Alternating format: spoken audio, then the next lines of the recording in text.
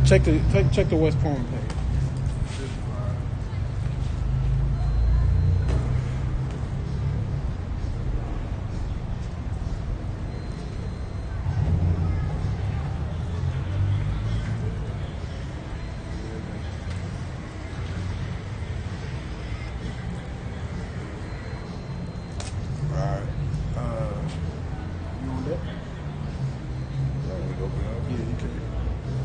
All right, Shalom. Shalom. All right, before we start, we're going to give all praise, honor, and glory to Yahweh, Ba'ashem, Yahweh Shai, Ba'ashem, Rakah Kadash. Yahweh. That's the true name of the Heavenly Father, who the world calls God. Yahweh Shai, that's the true name of the Heavenly Father's only begotten Son, who this world calls Jesus Christ. All right, and also Shalom to the 144,000 men that's laboring in this truth for the sake of Yahweh Ba'ashem, Yahweh Shai. And Shalom to the 1/3 men, women, and children that may be listening in all truth and sincerity. We out here another week with the spirit of power, Yahweh Ba'ashem, Yahweh Shai, to prophesy the downfall of America, which is Babylon, according to the scriptures. All right, we also coming out here to tell you, so-called blacks, Hispanics, and Native Americans, that you need to repent. All right, and come back to the Heavenly Father, man. You are the Lord's chosen people, man. All right, and also to tell these other nations, the so-called white man in particular, all right, the Arabs and so on, that you are going into slavery according to the Bible. All right, Shalom. You know, we're coming out here another week to do the Lord's will. For Yahweh Ba'ashem, Yahweh Shai, allowing us to come together and do the work. We'll start out with Lamentations 4:21. It says, Lamentation 4, verse 21. It says, rejoice and be glad, O daughter of Edom. All right, rejoice and be glad. All right, to the daughter of Edom. All right, talking to you so-called white people. All right, you know, keep going. Okay. It says, that dwellest in the land of Uz. The cup also shall pass through unto thee. Thou shalt be drunken, right, and make thyself naked. That's read that again. From the top. Okay, Lamentation 4, verse 21.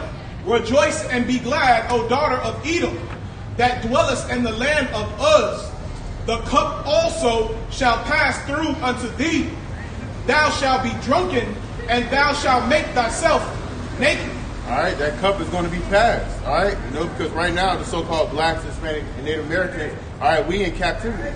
All right, but that cup is going to get passed to you so-called white people and you other nations. All right, and it's all up and down the scriptures that you so-called white people are going into slavery. All right, and you know, just speaking about that, they're getting ready to drink their cup, man. They're getting to drink of that cup, man. That cup of destruction, man. These people right now, they're drunk, man. All right, these people, they're just, you know, right now they're just at the last of their kingdom, man.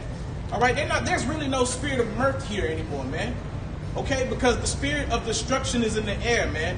Okay, the Lord's judgment is in the air and everybody knows it. It's just the last of Esau is out here enjoying their last few moments. And they're not even really having a good time, man. All right? Because they know, they know in their heart, man, that they're going into captivity. And they're going to have to pay for the things that they've done. I got something. This is Jeremiah 49:12. For thus said the Lord, behold, they whose judgment was not to drink of the cup have assuredly drunken, and art thou he, thou shalt altogether go unpunished? Thou shalt not go unpunished, but thou shalt surely drink of it. You know, so when we're talking, the title of the video is Drink Up, Esau. All right, so the nation of Israel, it was the cup was not intended for us to drink, but we disobeyed the law, statutes, and commandments of the Heavenly Father. And that cup is full of destruction, slavery, and slaughter, man. All right, and we drank of that cup. So the Lord says those who was not to drink, but those that are the Edomites, all right, they shall surely drink of the cup, man. They shall the torments and the vengeance that's happened to us is going to happen to these so-called white people. All right, they got a new TV series coming out this fall called Cracker. Okay, and on that TV series, it shows the black man as the slave owner and the so-called white man as the slave man. All right, this Edomite goes into this alternative past reality. All right, and now he sees himself at the. He said, "I'm not used to this." Yeah, you're not used to this. So, hey, we're just prepping you all for the kingdom of heaven, man. Hold on, did it come out already? No, it comes out this fall. Oh, okay. Yeah, they just showed the trailer for it. You know, Esau is gonna put something in there to make his captivity a little easier on him, man. Nah, man. Nah. Yeah, they're gonna make it seem. And you know, it's not gonna be nearly as aggressive, Mark. You know, it's not gonna be nearly as aggressive as ours. Like I'm saying, that how they dictate in that movie. Right. They're not gonna show you a lot of things like that. They might show the women getting raped and things like that, but they're not gonna show the men getting butt breaked. They're not gonna show stuff like that. Right. You know what I'm saying? They're gonna show a lot of and then they're gonna have certain kind of emotions and passiveness towards Esau in some capacity, man. And they're telling you the story. They're telling you from their point of view, Right. From their world, Yep. not from the world, not from the point of view of the scriptures of the Most High. Mm-hmm. You know what I mean? We gonna do it in righteousness, man. Don't try to show don't try to show us your way, nah, man. Because when we do it, it's gonna be new. It's gonna be a lot of new things that the Most High is gonna bless us to do. That we're gonna be a terror among them, man. That's right. I got one more on it. It says, first of all, it says, "Thou shalt not go unpunished, but thou shalt surely drink of it." And see, that's the way of the so-called white man. They think that they're going to go unpunished. They think that they can go through this place and everything is going to be cool and that nothing's going to happen unto them, man. You know, like that one chick said, she said, y'all better be glad that we're seeking equality and not revenge. All right? Which isn't true. The 1/3 of the Israelites want revenge, man. Okay? The 2 Thessalonians 1:6 says we should recompense tribulation unto our enemies, those that troubled us, man. All right? But going on, verse 13 says, "For I've sworn by myself, saith the Lord, that Basra shall become a desolation, a reproach, a waste, and a curse, and all the cities thereof shall be perpetual waste." And see, Basra was a chief city of Edom. Okay, so it says the modern day Basra is America, man. So it says it's going to be a perpetual waste and a desolation because the Lord's about to destroy America off the face of the earth, man. This is Baruch chapter 4 and verse 6. It says, "Ye were sold to the nations, not for your destruction, but because ye moved the Most High to wrath." See, this is why we went into captivity. All right, they don't tell you that in the churches. They don't tell you that in the schools. All right, that's all they tell you, that we got caught, that we went into slavery. All right, they don't tell you why. All right, we went into slavery because we disobeyed the law, statutes, and commandments of the Heavenly Father. All right, we were serving false gods. All right, having sex with another man's wife. All right, shaving your head, getting lineups. All right, we moved Yahweh Bashim out. We moved Yahweh Bashim outside of wrath. All right, and that's why we in this captivity. It says, "Ye were delivered." Verse 6 says, "But because ye moved the Most High to wrath, ye were delivered unto the enemies." See, we was delivered unto our enemies. All right, so all these other nations are our enemies. The so-called white man, the so-called Chinese man, the so-called Arab man. All right, all these nations outside of the so-called blacks, Hispanic, and Native Americans are our enemies. All right, and all these nations had a hand in our captivity. All right. And we also, you can't keep forgetting about the other nations as well, man, because they're gonna receive that same judgment. I got that coming up too. You know what I mean? Because they really think that they can just slide and think it's just so-called white man. Yeah, it's the so-called white man, but they were in confederate against us as well. You know, so yeah, they're gonna receive their judgment too. All right, because Moab, he was in them science rooms too. You know what I mean, creating all kind of chemicals that's harmful to our bodies, studying us. All right, and the Lord is gonna bless us with the same thing. And not just we get on Esau, but these other nations, like talk about the Chinese people. The Chinese people, they make toys for our kids, and they got lead in it. They poisoning our kids. All right, those binkies that the kids suck on. Right. All that is it got lead and all kind of stuff in it. All those little, cheap little Family Dollar toys and stuff like that.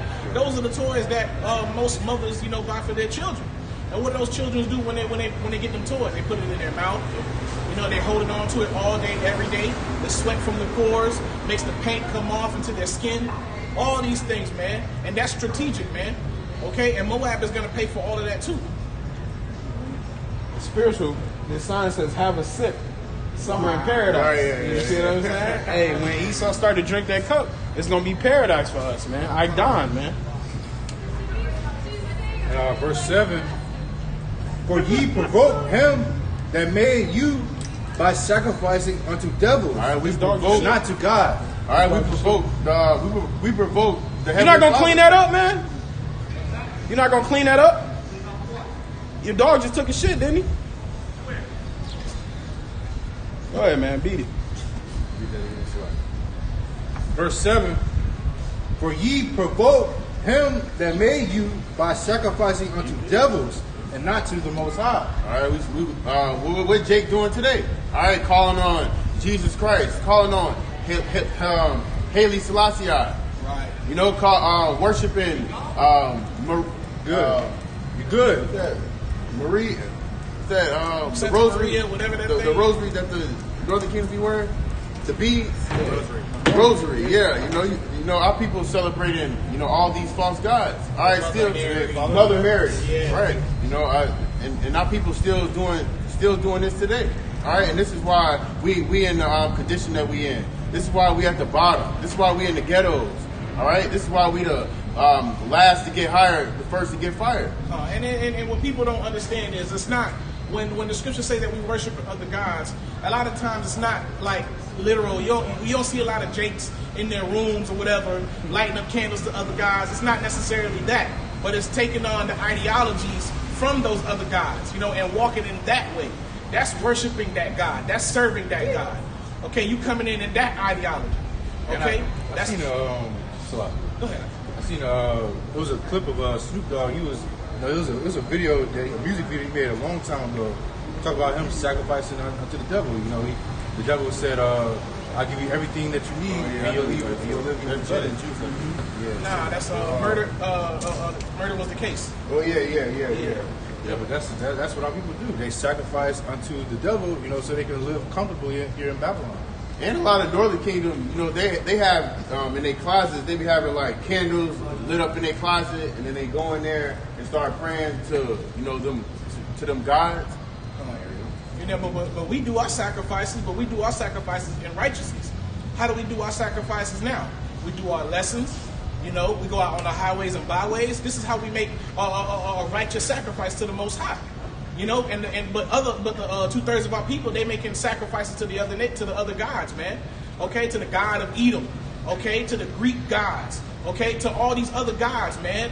To the what's that Thuggo god? You know what I mean?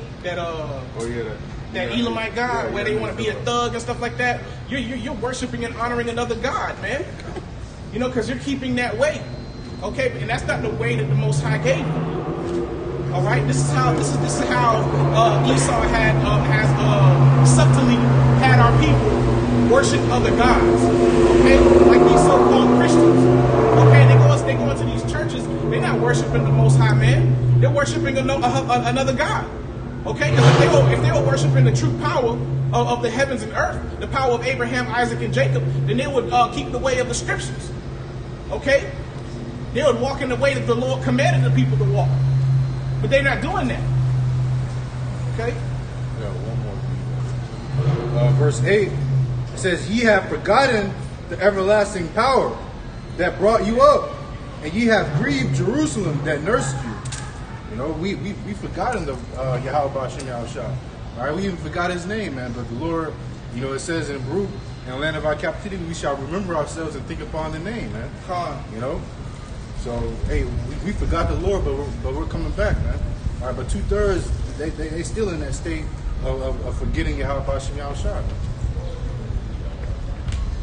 Yahushua. This is Jeremiah 25 and 15. It says, For thus saith the Lord, power of Israel unto me, take the wine cup of this fury at mine hand, and cause all the nations to whom I send thee to drink it. And they shall drink and be moved and be mad because of the sword that I send among them. Then took I the cup at the Lord's hand and made all the nations to drink unto whom the Lord has sent me. You see that? So the brother was just saying, not only the so-called white people, but these other nations, they got to drink of that cup too, man. All right? If anything Israel had to do, y'all got to do it. Worse, man. Okay? And it says, to wit, Jerusalem and the cities of Judah and the kings thereof and the princes thereof, to make them a desolation, an astonishment, a hissing, and a curse, as it is this day. Pharaoh, king of Egypt, and his servants, and his princes, and all his people, and all the mingled people, and all the kings of the land of Uz, and all the kings of the land of the Philistines, and Ashkelon, and Azza, and Ekron, and remnant of Ashdod, Edom, and Moab, and the children of Ammon, and all the kings of Tyrus, and the kings of Zidon, and the kings of the isles which are beyond the sea. So the Lord's like, all of these nations, the so-called Arabs, the so-called white man, the so-called Asian man, he's listing all of these different nations that are upon the earth. He says, and all the kings in Arabia, and all the kings of the mingled people that dwell in the desert, and all the kings of Zimri, and all the kings of Elam, and all the kings of the Medes, and all the kings of the north, far and near, one with another, and all are the kingdoms of the world, which are upon the face of the earth, and the king of Sheshach shall drink after them. Therefore thou shalt say unto them, thus saith the Lord of hosts, the power of Israel, drink ye and be drunken, and spew and fall, and rise no more, because of the sword which I shall send among you. All right, so the Lord says these nations are going to be utterly destroyed, man. Okay, these so-called white people think they're in rulership. It's going to come to a close very soon, man. Right. All of these other nations that think they're ruling in wickedness, the water out here, think they're ruling right now, but the Heavenly Father is going to bring an end all to be all by way of thermonuclear fire, by way of giving his people chosen spiritual powers, by the chariots of the Heavenly Father, man. You're going to drink that cup of slavery and destruction, man. If the Lord like, hey, I put this down my kid's throat, how much more are you, man? All right? And this is the last one. Actually, it says, and it shall be, if they refuse to take the cup at thine hand to drink, then thou shalt say unto them, thus saith the Lord of the hosts, ye shall certainly drink, man. So that's what Edom and Moab is trying to say. Nah, we ain't going into slavery. Oh, no. That ain't going to happen to us. What happened to those so-called blacks, Hispanics, and Native Americans? That ain't going to happen to us. But the Lord said, you tell them, ye shall surely drink, man. You shall certainly drink, man. That's the Heavenly Father said that, man. Yeah, that was the point. Mark. You know? And so this is the judgment that's going to befall all of the people that are enemies of the nation of Israel, man. All right, even you Israelites, y'all gonna get judgment on this side, man. The Lord said He's gonna bring evil upon you people, man. Okay, but at least you ain't got to go into slavery no more. These other nations got to understand what slavery is, man. Y'all gonna get them whips to y'all back. All right, y'all gonna be outside picking cotton. All right. Everything you envision a so-called black man doing in slavery, envision yourself doing it in the kingdom, man. And getting whipped in the back. Getting whipped in the back in places you can't even reach. Yep. You'd be like, Your back, come on, man. Yep. That's true, bro. And then sometimes, Esau will do it like, they'll make you sit there in pain and not even let somebody try to cure your wounds. Just letting them fester, let them get infected. So what did that happen to Esau in the kingdom, man? That's righteous. Then you have to get right back up and work. Yep. Ain't no days off except the Sabbath. I'm just gonna continue with Lamentations. I'm gonna start off at 21 again. This is Lamentations 4 verse 21. Rejoice and be glad, O daughter of Edom, that dwellest in the land of Uz. The cup also shall pass through unto thee. Thou shalt be drunken, and shall make thyself naked. The punishment of thine iniquity is accomplished, O daughter of Zion. He will no more carry thee away into captivity. How Bashim say he would no more carry thee away into captivity. All right, the so-called black, Hispanic, Native Americans. This is our last captivity. All right, when we get into the kingdom and we get those new bodies, that covenant is going to be, and the law is going to be written in our inward parts. All right, we're not going to go off. All right, we always going to be following the law, statutes, commandments. We always going to be praising the Lord. All right, in the kingdom, the Israelites, we're not going to be serving false gods. And these other nations, they're going to have to come under the law, statutes, commandments as well. All right, we're going to be governing over these other nations. All right, whooping them, beating them if they trying to go off. All right, the Moab, if he trying to eat a bat low key. All right, we gonna punish him for that. All right. The white people ain't gonna be smoking cigarettes in the kingdom. All right? Ain't nobody gonna be smoking cigarettes in the kingdom. All right? And plus, see, Jake needs to be more excited, man, because at least you have an answer. Our people always want an answer, and they're always looking for an answer. But when we give them an answer according to the scriptures, they don't want to take heed to it. Okay, but we're the only ones telling you that you're gonna rule. Okay, and the Most High said that you're gonna rule sooner than later. Okay, you're gonna rule over the other nations, man, and it's in the Bible, the same book. Okay, that's sitting in these so-called churches. It's telling you that you're gonna be rulers over these so-called white people and the other nations. It's the Most High that's saying it. They have these books in their hands as well. Okay? They know, their end is near. They know it. This is why they're creating the things that they're creating. Okay? Trying to justify and killing our people. Okay? This is why it was important for them to portray our people to be thugs on TV. And to portray our women to be whores on TV. To make it seem as if we just can't get along. As if we're the problem of the earth. So they can justify themselves in destroying us and killing us. And enslaving us again. Okay? These are the mind games of the so-called white man. Okay? And you got to come out of these things, man. You got to have more pride about yourself. You're the son of the Most High. You are a part of the greatest people in the world. And everybody knows it. Okay? They even know it. This is why they try so hard to be friends with you.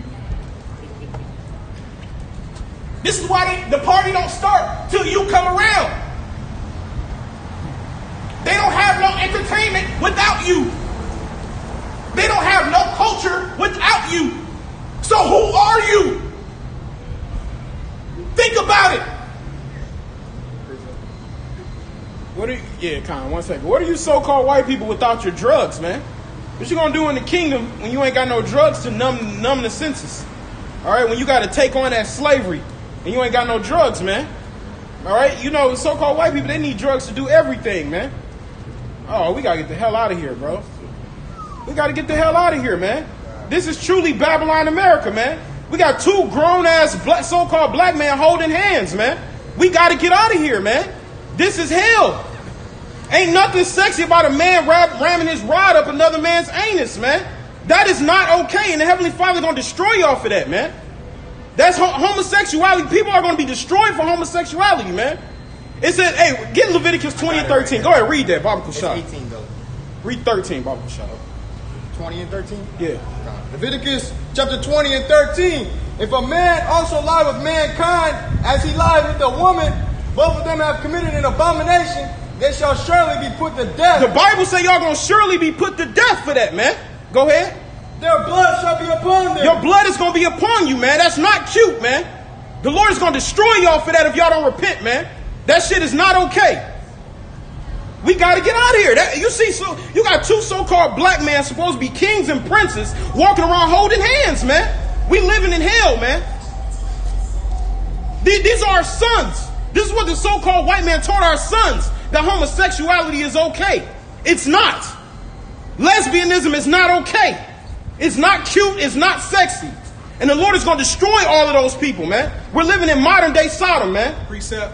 Go ahead. This is Isaiah 3 verse 8.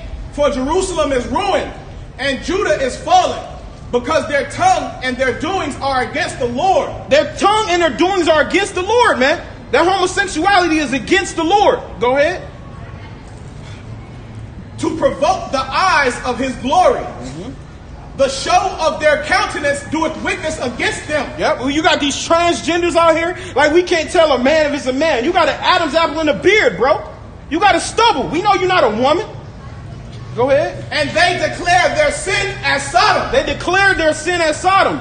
And when they declared it, they okay with walking out. Back in the olden days, that's why it's called coming out of the closet. Because it was a shame to be walking around as a homosexual, man. But they glorify that and give them rights and call it, and had the audacity to call it pride, man. You get beat up every day. Yep. It's Gay Pride Month, man. Oh, wow. You know? Yep. They got more days than your so-called Black History got, man. Damn. You know? Devils, man. Go ahead, bro. It says, they declare their sin as Sodom. They hide it not. And Sodom goes back to the word Shaddam, which means burning, man. Go ahead, bro. They hide it not.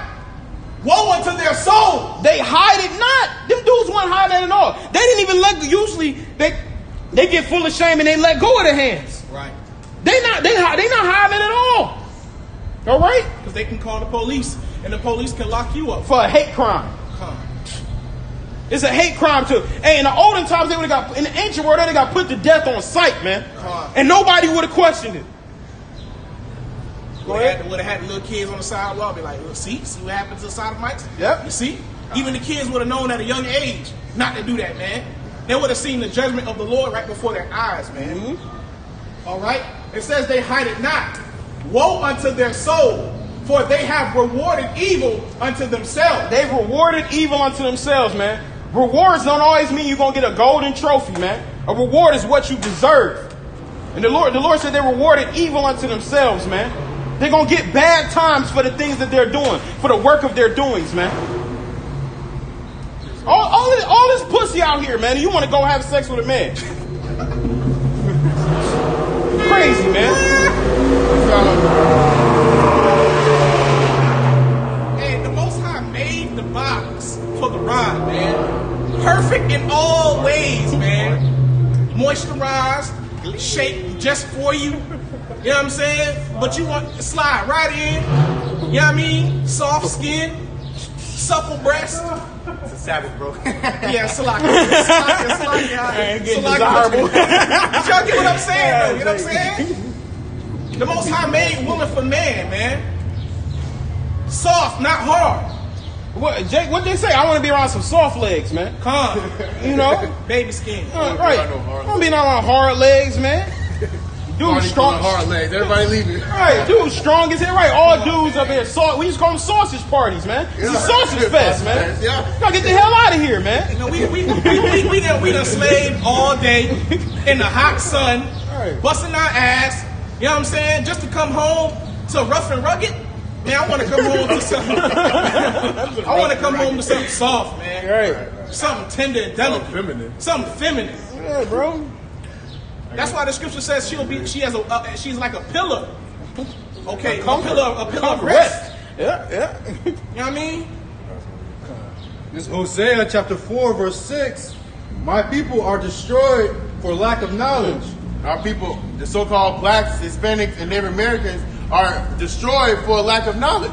All right, the knowledge and wisdom and understanding of the Lord. All right, the knowledge and the wisdom and understanding of Yahweh Bashim Shai. All right, if these jakes out here had the wisdom and knowledge and understanding of the scriptures, they wouldn't be walking around here holding hands with another man. All right, committing adultery.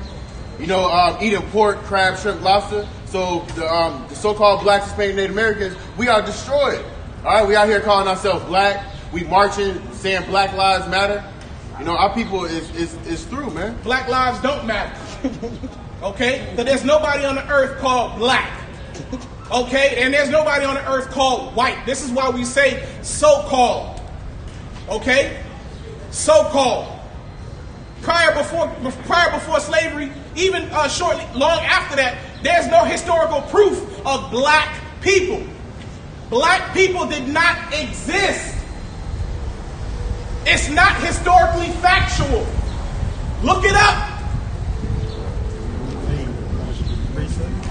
And that's why this is the worst captivity, because our people, they don't know who we are, man. You know, in this captivity, at least in Egypt, a great majority of us, we knew who we was, man. You know, in Slovakia, like even in the ancient world, especially amongst Gad and Reuben, you know, like each person will be called after a particular spirit about themselves, you know, in particular tribes. Okay, this person comes from the tribe of whatever that name will be. It'll be swift ones. You know what I'm saying? That will be their spirit. Why do you call it? Why is their name swift ones or whatever? Because everybody amongst their tribe is quick. So what is our name? Right. The Lord gave us a name. We're princes of the power. Yasha Allah. Okay? Princes of the power. And we represent that. We're the best at everything. All the women of the world love us. Who don't love us? All the women of the nations desire a tall, dark-skinned man. Tall, dark, and handsome. She knows it's true. Yeah. You know, if the so-called white man wasn't in power, they wouldn't be with them. They're losers. Facts. She knows it's true too. That was cute. But go ahead, bring your. You was finishing. Hosea 4:6, my people are destroyed for lack of knowledge. Because thou hast rejected knowledge, I will also reject thee. Since you rejected Yahweh Bashim Shai, all right, when all hell break loose, the Most High, He gonna reject you. All right, it tells you that in Proverbs 21 and 24 or 26. You know, if when that fear and desolation come, all right, the Lord shall mock and laugh at when your fear is coming. You know, when you get thrown into that. Yeah, this is lucky. All right, when you get thrown into that FEMA camp, all right, the Lord is going to leave you there. All right, laughing at you. All right, you know, when you don't have no food to feed your kids, all right, the Lord is going to let your kids and you starve out. It says, because thou hast rejected knowledge, I will also reject thee. Thou shalt be no priest to me. Seeing thou hast forgotten the law of thy God, I will also forget thy children. All right, since you want to loathe the law of Yahweh Bashim Shai, since you want to reject His prophets, since you want to walk past the men of the Lord on the highways and byways, you want to click past the videos. All right, the Lord is going to reject you. All right, He going to leave you to suffer. He going to leave you to die. Okay, what's that knowledge, huh? That knowledge is the wisdom, knowledge, and understanding of the Bible, the way of the world. And you know, I was just thinking about it. If we played a video game and we didn't know how to play it, we would tell the next person, be like, damn, man, why am I dying so much, man? Why am I always losing? Because the bro will tell you, because you don't know how to play the game. Here, let me show you.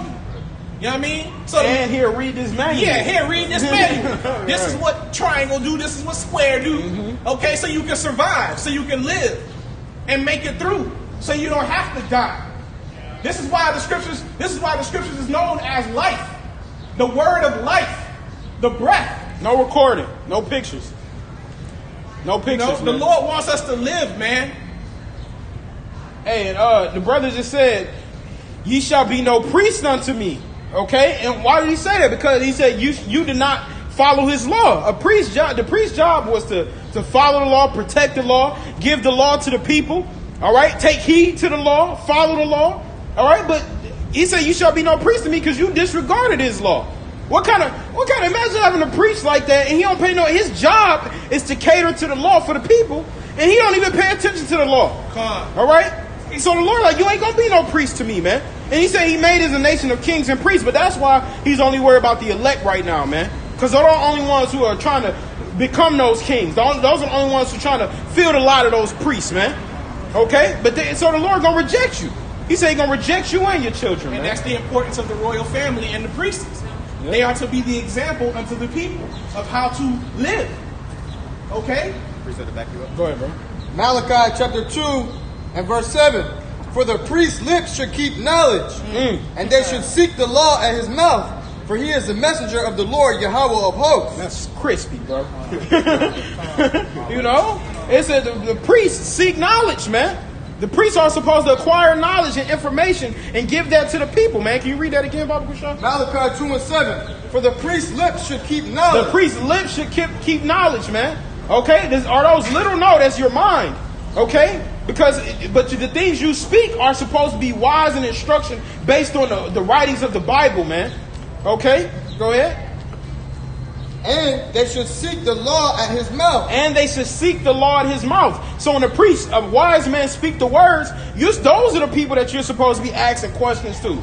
Hey, brother, what did the Lord say about this? Hey, who did the Lord die for? Hey, brother, who are the nation of Israel? All right? You're supposed to seek the things of the law. Hey, brother, what laws am I supposed to be following to the best of my ability?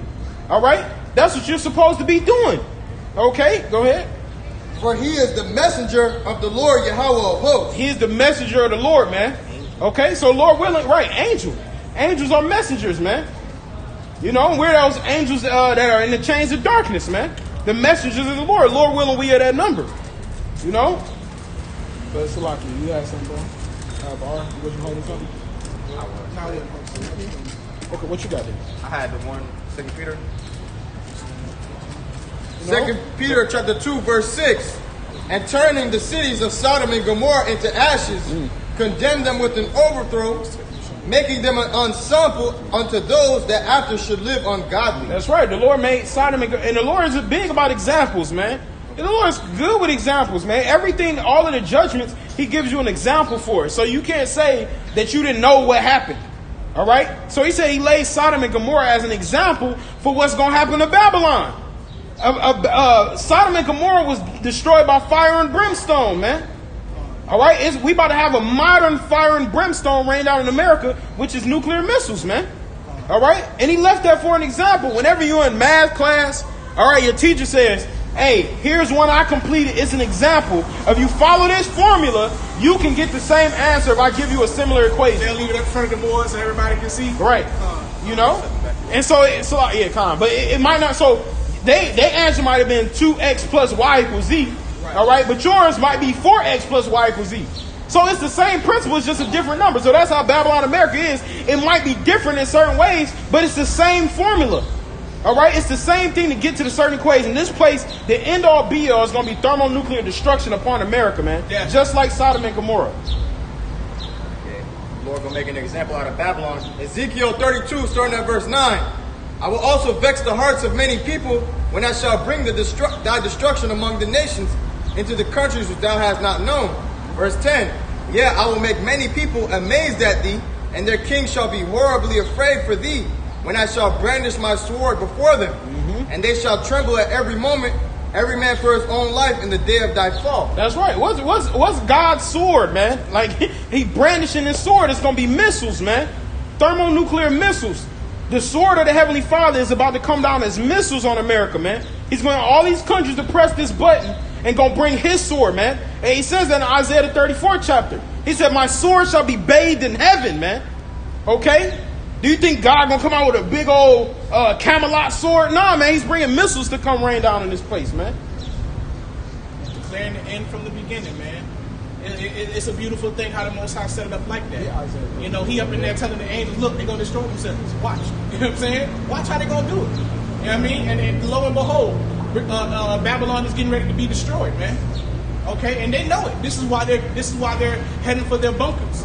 Okay. This is why they have underground bunkers, bunkers underneath the ocean.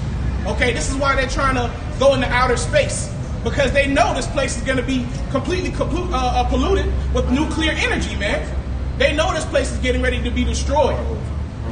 Okay, they know that themselves, but they want to fool the masses of the people and have the masses of the people think that everything is going to be okay. Okay, if the elite of the so-called white man is the goal of what most people want to be like, why is it that the elite is running to the bunkers and creating and building bunkers while the rest of the people they're just living their life trying, you know, they're not looking at the elite saying, why are they building bunkers? Okay, but they'll look at the elite trying to mimic their wealth, trying to figure out how did they get so rich. Okay, but they're paying attention to the wrong things. Okay, those are the things that you have to pay attention to. Why the freak are they building bunkers, man? But then you'll have these so-called Christians thinking that this place is going to last forever. No, God ain't going to do that. Where's that in the Bible? You know, these so-called Christians, man, they're completely drunk off that juice, man. How you going to know what God will do if you ain't never seen the words that he written down and say what he'll do? You know what I'm saying? God won't do that. Jason won't do that. You don't even know Jason. The Psalms, I believe, say he have dealt so with no other nations. So these other nations don't know. They don't know of the Lord. Yep. This is Isaiah chapter 34 and verse 1. Sorry. Come near, ye nations, to hear, and hearken, ye people. Let the earth hear, and all that is therein, the world and all things that come forth of it. For the indignation of the Lord Yahweh is upon all nations, and his fury upon all their armies. He hath utterly destroyed them. He hath delivered them to the slaughter. See that? The Lord said he's going to destroy all of these nations, man. All right, all you other you so-called white people, you so-called Asian people, you're all going into slavery, man. That's right. All right, and the Lord said, He says, "Come here, ye nations, and hearken." That means you're supposed to listen. All right, that you're going to be destroyed, man. America is going to be destroyed, man. All right, but they don't want to listen. Those crazy black bum guys on the corner, they ain't got nothing to talk about. We talking about y'all next judgment, man. We talking about y'all beloved America getting destroyed. Why y'all don't want to listen and speak? They should be thanking us. Right. For giving them the head up. Right. We gave you, it's like insider trading, man. We gave you a tip to what's about to happen, bro. You know, it's just like when you got a horse and then somebody running the horse and you get the tip that the horse got a boost, you know, so you give him a tip for the sure thing. We gave you the tip for the sure thing, man. You know, but because it's not in your favor, you don't want to listen to it. All right? If y'all were the one who was getting the sure bet, the wings off of it, y'all will be all about it, right? Go ahead, bro. Verse 3, Isaiah 34 and 3. Their slain also shall be cast out, and their stink shall come up out of their carcass. Yep, carcasses. And the mountains shall be melted with their blood. Yep, the mountains shall be melted with their blood. All your governments are going to be overthrown, man. He said all your armies are going to be broken. Y'all think America has the best army? That's going to be taken down, man. He said he had broken the teeth of the ungodly, man. All right, go ahead, bro. Verse 4, and all the hosts of heaven shall be dissolved, and the heavens shall be rolled together as a scroll, and all their hosts shall fall down as the leaf falleth from the vine. That's right.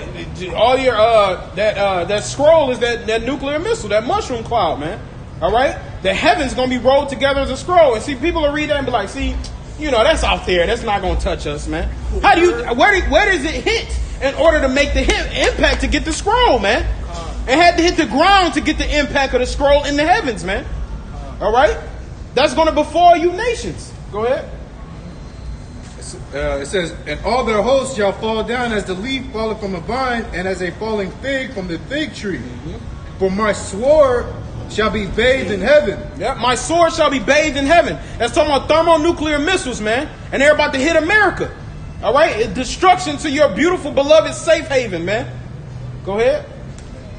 My sword shall be bathed in heaven.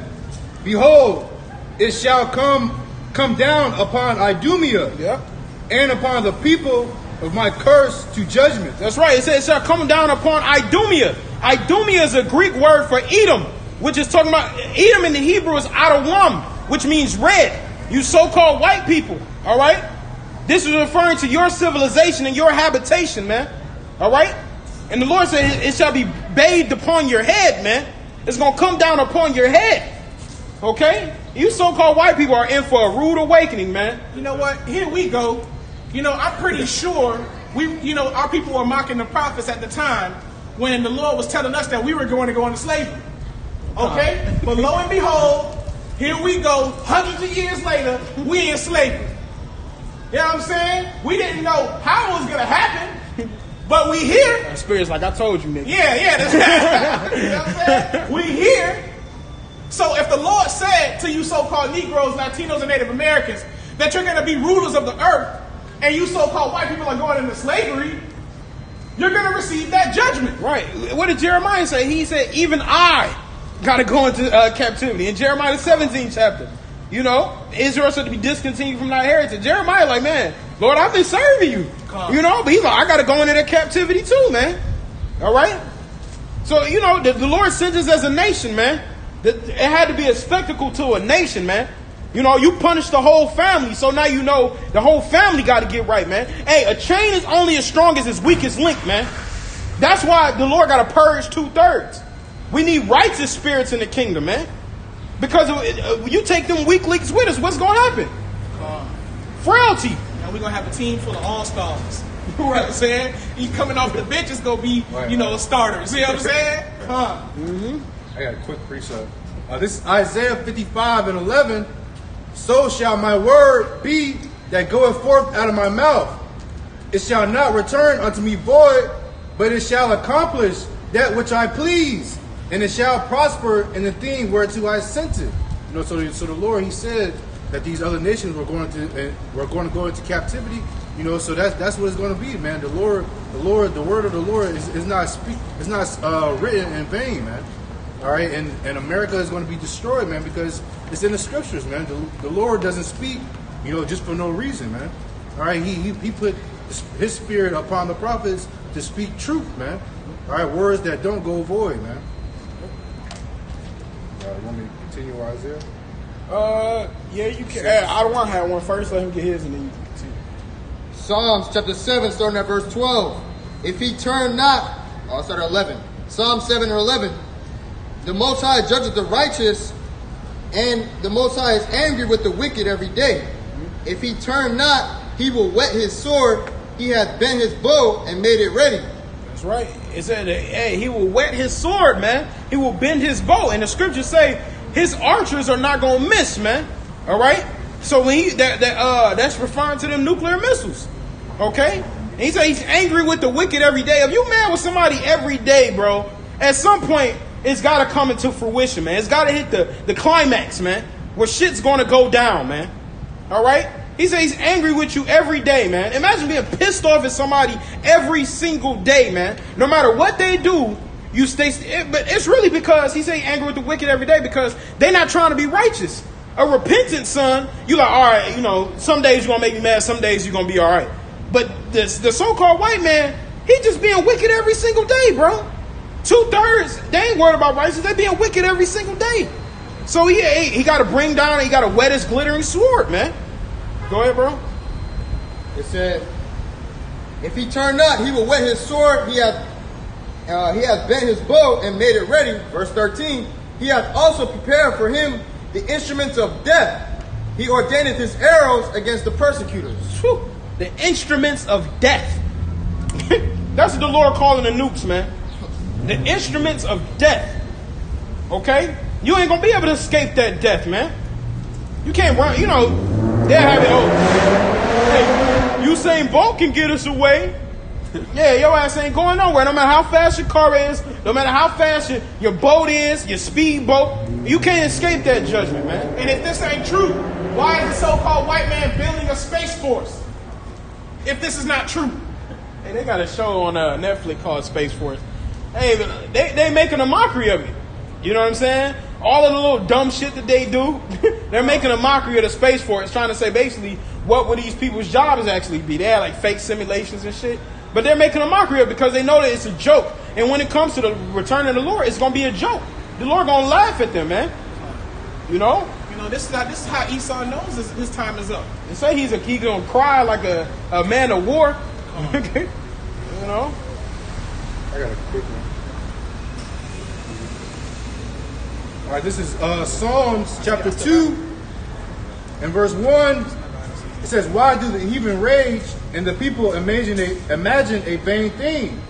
The kings of the earth set themselves, and the rulers take counsel together against the Lord and against his anointed, saying, let us break their bands asunder and cast away their cords from us. He that sitteth in the heavens shall laugh. The Lord shall have them in derision. So these other nations, man, they plot against us, man. All right, try to take us away from being a nation, man. All right, but the Lord, he's sitting up in the heavens and he's laughing, man, because he's gonna have the last say so. All right, because the elect, man, we coming together, man. The elect. All right, so these other nations, man, they're gonna get everything that they have coming to them. They're gonna get that reward, man. All right, so how about Shem Shai, man? He's not worried, man, about these other nations plotting against us, man. All right, because he's sitting up in the heavens, he's laughing, man. All right, because he controls everything. That's the thing that was framed, telling him that framed it. Why hast thou made me thus? Right. Right. This is Isaiah 14 and 1. It says, for the Lord will have mercy on Jacob. All right, the Lord will have mercy on you so-called blacks, Hispanic, and Native Americans. All right, even 2/3 of our people, the Lord is going to have mercy on you. You're going to have to receive death by pain. I was just thinking earlier about that too. When Yeshua was speaking on it, that the 2/3 is like that son.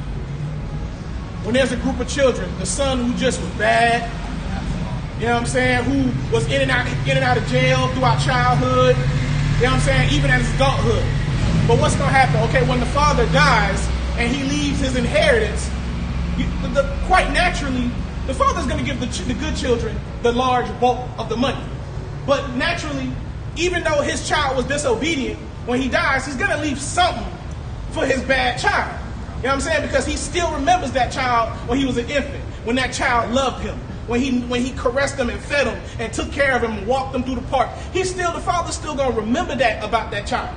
So even that bad son is going to receive an inheritance towards the end, you know? So the Most High is not unrighteous, man. And that's why the scriptures say the Most High is going to have mercy on Jacob, man.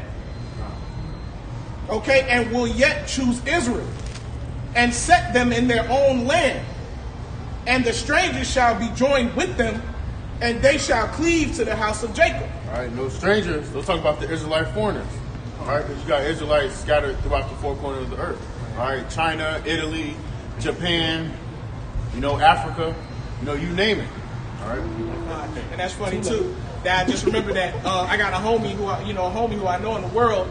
He like his father had a whole bunch of children. He had a whole bunch of sons. He said, "Yeah, I even got a Chinese looking brother." I'm like, "Damn," you know what I'm saying? So he even know his brother don't look like him, but he knows that that's his brother, man. You know what I'm saying? And this is how we're supposed to be in the spirit. Even though we have a brother that looks like another nation, we are supposed to know that he's our brother through our father's lineage, man. All right? And those are the strangers that are going to cleave right along with us because we were scattered across the four corners of the earth. All right? Verse 2. And the people shall take them and bring them to their place. And the house of Israel shall possess them in the land of the Lord for servants and handmaids. All right, so these other nations, all right, they're going to be made our servants and handmaids. All right, anything that we need. All right, we need our feet rubbed, our back rubbed. All right, you know, we need these other nations to clean up our do yard work. All right, anything that we need, these other nations are going to do it. You know, they're going to do it willfully. We won't feel bad for it. You got Esau over here trying to make us feel bad for being slave masters. And that's why I feel like he's going to put in that series, trying to make us feel bad for treating Esau, the so-called white man, bad. We ain't going to feel bad for nothing. You know how you got toilets and then like they flush and get away to all of your feces? Wherever that go to, I'm going to make Esau dispose of it by hand. Damn. Esau got to dispose of all his shit by hand. Don't plant that in your area. You might grow something out there. Shit. That's the modern day irrigation. Yep. Utilities. Oh boy, that's messed up. This is and it says, and they shall take them captives, whose captives they were, and they shall rule over their oppressors. We're going to be ruling. We're going to be ruling over these other nations. All right, we're going to be beating these other nations. All right, we're going to be, we're going to deal with them treacherously. Just like they dealt with us treacherously, we're going to deal with them treacherously, but accept their righteousness. All right, you know, we're going to be, Edomite piss you off. All right, it's all right to hang them. All right, you know, you just can't hang them overnight. All right. See, it's righteousness. And it says, and it shall come to pass in the day that the Lord shall give thee rest from thy sorrow. All right, we're gonna have rest from our sorrows. All right, we're not gonna be worrying about getting up, going to work at 6, 7 o'clock in the morning. We're not gonna have to worry about how this bill is going to get paid. Damn, I gotta pay that bill, man. You know what I'm saying? Esau need to die for that alone. Fucking bills, man. You pay a bill, right? Soon as you cash that, okay, you look at your account before you call. And then you pay that bill, you look at your account after you call. That shit hurt, bro. Yeah, bro, you be feeling nice, you got your shake, like, all right, that shit going right out the door, man. Damn, I forgot I had to pay car insurance. Right. It's like, fuck, man. Then your account gonna say $19.26 for the rest of the week. Boy, oh boy, them bills, bro. That's sorrow. Or even like certain bills that you pay and then it take like 5 days to come out your account, and you thought they already took the shit, and then you done spent money. Like, shit, $150? I thought I spent that shit already. Nope. Let him finish on his. And from thy fear, and from the hard bondage wherein thou was made to serve. I'll start from the top. Salaki. This is Isaiah 14, verse 3. And it shall come to pass in the day that the Lord shall give thee rest from thy sorrow, and from thy fear, and from the hard bondage wherein thou was made to serve. All right, right now we in hard bondage. All right, Jake, they think that this is normal. They think, paying bills, being subject to payments, being on child support, going to work 6-7 days out the week, working 2 or 3 jobs. They think that's normal. All right, but we still in bondage right now. You see the elders of our people, man. They going to work. They've been working their whole life. They about 67, 70 something. They about to go to work right now. Go bust a 10-hour shift. Hard labor. They old, man. They supposed to be, in their wealth. They're supposed to be enjoying their life, man. I hate seeing that. I hate to see the gray hairs of our people, man, working hard, still trying to figure it out at 70 something. But even that's a good point. But even Jake, he's good enough to retire at 63, 64. What, you're enjoying your life for what, 10, 15 more years, and then you die? Right. A lot of them, they still like to work because they don't like being home. That's all they know. My grandmother did that. That's all they know, and that's a sad thing, man. To see that that's all they know. Right, exactly. That's all they know. That's what make me angry at Esau even more. Because our grandparents ain't supposed to be thinking like that. Slavery is what makes you happy. That's how that's spiritual, because even in times of slavery, you had slaves that would run away but would come back, because they felt that was their best option. It's just like modern day prison. These cats that go out here and they'll realize the world is different from when they went to jail 15, 20 years ago. So they're like, man, I feel more comfortable in there. So they'll do a crime just to go back to jail, man. They get fed. Yep. You know what I mean? They got a bed. Their friends are 3 hots in the cot. Yeah, the people you knew. The walls you knew. So they'll do that just to go back in. So that's how Esau done corrupted the minds of our people, man. To think that it's okay to serve servitude and you need to come back to this in order to be happy, man. All right? But you had something out of one? Deuteronomy 28 and 50, it says, a nation of fierce countenance which shall not regard the person of old, nor shew favor to the young. So I can read that again? Deuteronomy 28 and 50, a nation of fierce countenance which shall not regard the person of the old, nor shew favor to the young. About that up, Bahar said that the old people still working. Right. I'm glad she came, because there's a Jake woman just around her age working at Walmart. You know what I'm saying? Folding clothes and stuff like that. But look at her. You know what I'm saying? She out here living life. This is what she's doing at her old age.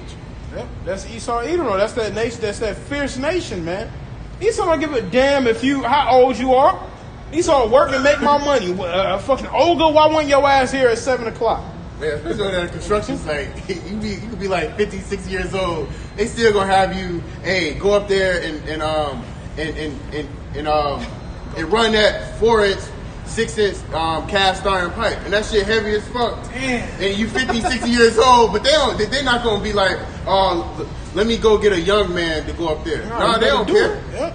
If the Most High didn't have mercy on Jacob, we would have never done that, man. We would never been able to do that kind of stuff, man. That's how you know we're the Most High's people, man. Because at the age of 50-something, that old man can get up on that ladder and whatever and go up there with that cast iron pipe. You know what I mean? Because these Edomites can't move like that, man. Edomite that's 50 years old at the job, there's no way he can't even move as good as a Jake that's 50. As a Jake that's 50. There's no way. And we're gonna be calling Esau boy in the kingdom. Khan. Not a boy. Khan. Because they be ready to call us that. Go on, take care of it, boy. Trying to son you, trying to make you feel like you a grown ass man, and they calling you boy. Not a boy. Not a boy. Good job. Good job, boy. Since we was talking about jobs, this is Haggai chapter 1 verse 6. Ye have sown much and bring in little. Ye eat, but ye have not enough. Ye drink, but ye are not filled with drink. Ye clothe you, but there is none warm. And he that earneth wages to put it into a bag with holes, man.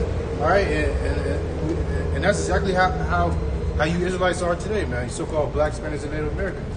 You know, we work a lot, all right, and we bring in little, man. We got the taxes, man. All right, the more you work, you think you're gonna get more money, and the more they're gonna tax your ass. You may get like a $30 increase, Right. but that shit ain't worth it, man. We out here. No, you good. No, we out here struggling, man. All right, paycheck to paycheck, man. We work. You know, we get we work what 10 to $12 an hour, man. All right, and we don't get it until a week later or 2 weeks, man. All right, then we get taxed on top of that, man. You know, Esau, he lined it up perfectly, man, to have us oppressed, man. All right, we out here oppressed here in Babylon, man. And you know, depending on the rotation of the year, all your bills might pretty much land in the same pay week. You're gonna be like, damn, man. Hurt. My car payment And rent. Right. rent and car payment all One paycheck. Somebody get that subject to payments. I think it's in Baruch. You know, being subject to these payments, that's hell, bro. Taking money. I got a check, and a third of the check was taken out was taxes. You know, like how the hell you take a third of somebody's check, bro? Your hard-earned money, you done took a third of that shit, man. You know, that's a third is a big number, man. You know, This is Baruch chapter 3, verse 8. Behold, we are yet this day in our captivity, where thou hast scattered us for a reproach and a curse, and to be subject to payments, according to all the iniquities of our fathers, which departed from our Lord. subject to payments, man. Subject to payments. We have to give up our hard-earned labor, all right? And then it says, the brother just read Haggai 1:6. You know, we eat, but we don't have enough. You know, we drink, but we still thirsty. It's because of all your hard work is going right back out the bag, man. Esau taking it right back away, man. You know, and since we're subject to these things, that's why the Heavenly Father is going to come down and bring judgment to these nations, man. That's why we can't wait to see the so-called white man in slavery. That's right. That's what we're waiting on, man. That's right, brother. You know, yep. You know, and see this. You know, and these are the things we want to see come to pass, because this is what the Bible speaks on, man. She might be a J too. I don't know. You can salute her, but she might be a J. Go ahead, bro. This is Deuteronomy 28 and verse 48. Therefore shalt thou serve thy enemies, which the Lord Yahweh shall send against thee, in hunger and in thirst and in nakedness. All right, so every time we get hungry, who we got to go to? We got to go to the so-called white man. All right, Walmart, Target, what's the other? BJ, Sam's, you know, McDonald's, Burger King. You know, anytime that we hungry, we have to go to the other nations. All right, and it says in thirst. All right, you know, so every time we thirsty, all right, if we want some juice, who we got to go to? We got to go to the white man. Gatorade, water. Who all owns that? The so-called white man. All right, and it says in nakedness. All right, when your clothes don't fit you, right, where you got to go to? You got to go to the so-called white man. All right, these malls. All right, Walmart, Target, you know, Foot Locker. Who all owns these? All right, the so-called white man, which is our enemies. All right, And it says, and in one of all things, and he shall put a yoke of iron upon thy neck until he have destroyed thee. all right, and that yoke is not on our necks no more. So that means that, you know, we destroy it. All right, you know, Esau don't have to have a yoke around our neck. All right, because Jacob's already destroyed. They know Esau already have it where you have to come to him for the one of all things. All right, you know, and if you don't, all right, if you don't want to go to Esau's job, if you don't want to go to Esau's job, then, you know, you're gonna be like these Jakes out here, homeless on the streets. All right, you know, so no, Esau has it where no matter what, you have to come to him for the one of all things. All right, you know, if food stamps, you know, you got to go to so-called white man. We want a loan. we got to go to the so-called white man. All right, everything that we need in this society, we have to go to the so-called white man. All right, but we have this truth, and we have this truth, and this truth is setting us free. This is how we know it brings us comfort, man, to know that the Most High didn't forget about us, man. Okay, because according to Esau, according to the so-called white man, they want everything that was done to us to be forgotten. Okay, but the Most High hasn't forgotten his people, man. Okay, the so-called white man wants us to forget about slavery. He wants us to forget about all the wickedness that's been done to us. But the Spirit of the Lord is not letting us forget, man. Okay, that's why the Most High sent his prophets out, man, to remind the people. Okay, to remind them that judgment is coming. To remind them that our Lord Yahweh Shai is coming back for us, man. To remind us to get ourselves together. That's why the scripture says, man, in the land of their captivities, they shall remember themselves, man. And we remember ourselves, man. Even 2/3 of our people, they've heard who they are. Okay? Right. Even 2/3 of our people, they even remember themselves, right? Ice Cube. You know what I mean? Yeah, Ice Cube, all them guys, man. All these entertainers, man. They know who we are, man.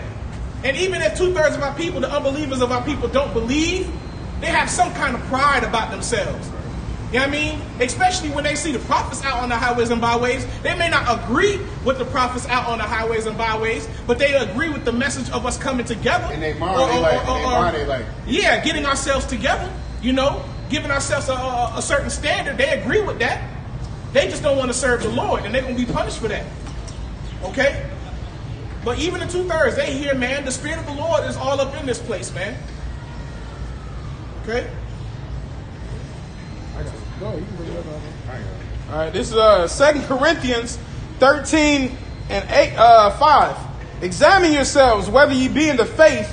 Prove your own selves. Know ye not your own selves how that Yahweh Shai Mashiach is in you, except ye be reprobates? So the Lord is in us, man. So we don't want to be like reprobates like these other people, man. Bugged out of our mind, not understanding the ways of how things are operating, doing wickedness in the world, man. It says, but I trust that ye shall know that we are not reprobates. And that's the thing, brothers. We not reprobates if we got Yahweh Shem Yahweh Shai, man. If we follow his law, statutes, commandments to the best of our ability. If we're doing what we can to serve the Lord, we are not. That's a commandment. It says, but I trust that ye shall know that we are not reprobates, man. All right, and who's that we? Is Paul talking to everybody when he's saying this stuff, man? He's talking to the chosen, the believers of Israel. Matter of fact, in the last verse, he said, examine yourselves whether you be in the faith. So that's how you can know if you're a reprobate or not. You can examine yourself, man. Like, am I doing reprobate shit? All right? Or am I serving the Lord how I'm supposed to be, man? Okay? It's 2 more verses. It says, now I pray to the Most High that ye do no evil, not that we should appear approved, but that ye should do that which is honest, though we be as reprobates, man. So the Lord is asking, we be as you be honest in your walk, man. The world looks at us like we the reprobates, man. They look at us like we the crazy ones. Okay? But we are made a spectacle into the world, man. And for the Lord's sake, you will be made fools for the Lord's sake, man. All right? It says, for we can do nothing against the truth but for the truth. And I want to say that because y'all were talking about Ice Cube. In the past 2 weeks, Ice Cube done found out he an Israelite. T.I. done found out he an Israelite. Fantasia done found out she an Israelite. She been new Real Talk. And all of them know. Real Talk, Elder Manat Zagba was talking about that. All of the industry know, but now there are people actually professing it. And also Carmelo Anthony, man. So we can't do nothing against the truth before the truth. So at the end of the day, they're not pushing the glory of Yahweh Shem Yahweh Shai, but they're pushing the vibration of Israel. They're pushing the vibration of knowing who you are, man. And that's important. And Chance, I was going to say real quick, Chance the Rapper, that verse that you sent. Oh yeah. Then he said in the Hebrew, that word for meek means oppressed. That's what he said. He brought out Galatians. He has to be listening to Great Millstone. Yep. Well, they the only ones to go into the Hebrew and the Greek. Mm-hmm. They got it. See, a lot of these celebrities, they're pretty much in the belly of the beast, so to speak. Like they're amongst Amalek, they're amongst the so-called Jews and people like that, the people of power. So we understand that they can't say what they want, but That's why the Most High had them to make a choice, man. Yahushua had to make a choice, man. Who are you going to serve? Mammon or the Most High? Okay, are you going to serve money? Because apparently they've been serving money this whole time. They've been serving mammon. But for them to be at that level, they have to see Esau pretty much falling apart. They have to see at the highest level that their kingdom is falling. Okay? But it may be too late for a lot of them jakes, man. They may know that they're Israelites, but it may be too late because they waited for the last minute for them to say that they're Israelites. They waited for the last minute for them to say that we are the people of the Most High. That don't count, man. Right. A lot of people, the Lord can still destroy you, even though if you know you're Israelite. The Lord will still destroy you, man. I got a precept for what you just said about serving mammon and serving the Lord. Go ahead. No, I think you got the same one. Matthew 6 and 24. Spirit. Go ahead. This is Matthew chapter 6, verse 24. No man can serve two masters, for either he will hate the one and love the other, or he will hold to the one and despise the other. Ye cannot serve ye cannot serve God and mammon. You see that, man? You can't serve. You want to live all about the money, man. All right, being under Esau, man. All right, you can't serve Esau, and you can't serve Esau and the Lord, man. Right. All right, because Esau, he's gonna be under restrictions, serving Esau, man. Just like with the 501c3. All right, you can't say certain things, man. All right, you gotta keep a hush mouth, and that's exactly how these celebrities are. Little Baby, he had a new song, and in the song towards the end, he said there's some things that he can't say because he can get in trouble. Right? Because that's because he sold his soul to the so-called white man. And he see what's going on. He be in their little parties, in their little meetings, their little get-togethers. He see the wickedness that they do. And Esau at that level, he's reckless. He don't give a shit what he say. You know what I'm saying? He don't care who's around when he say it. They gonna speak openly, and they're amongst that group. You know what I mean? They're around them. So they know the power that they have.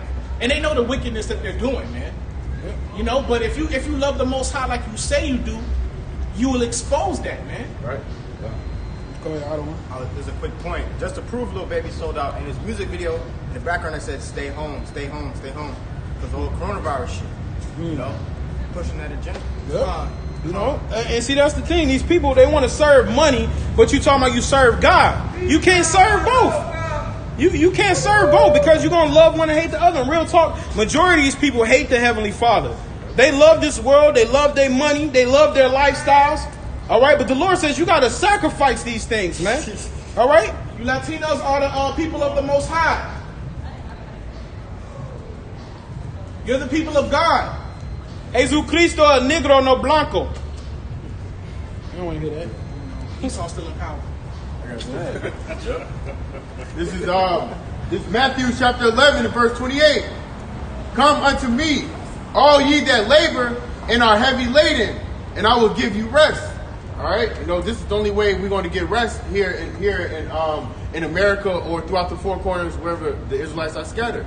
All right, Micah 2:10 said, "Depart, for this is not your rest." All right, so America is not our rest. All right, the only way we're going to get rest here in this place is not talking about you sleeping, you got 10 hours of sleep, now you good. He's talking about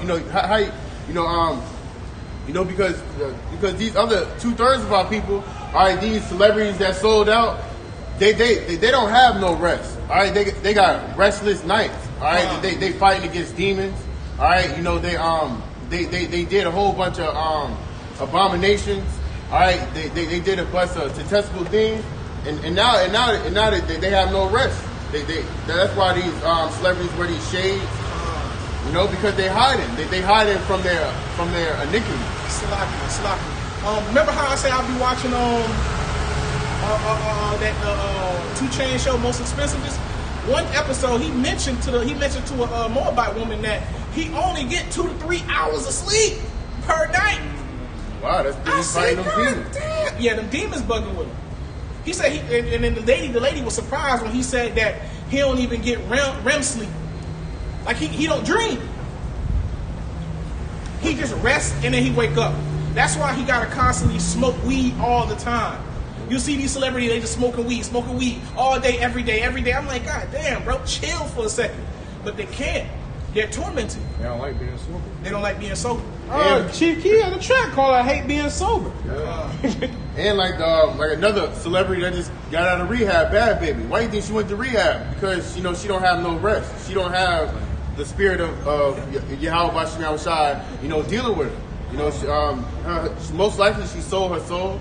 All right, so these celebrities, they're not getting no rest. And 2/3 of our people. And plus, and I was watching television one time, and it's a subtle thing. Those demons that's on them, it's a subtle thing. It's more like a covering on them. Because they may talk and speak as if they're normal, but I caught this celebrity woman catching herself when she was talking or whatever.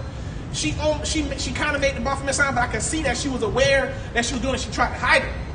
Like it's on her. It's a part of her. The demons is on her. Like it's a part of her personality. This is why it's kind of like actors. You know what I mean? Sometimes they let the demons go when they go into their roles. They let the demons flow. Okay, but when they go into the real world, they got to be able to hide all those demons. You know what I mean? They got to be able to hide it, and sometimes it's hard to hide it. That's why they wear shades. That's why they wear shades, man. That's why they don't come outside. Even Drake said he only come outside, to get paid?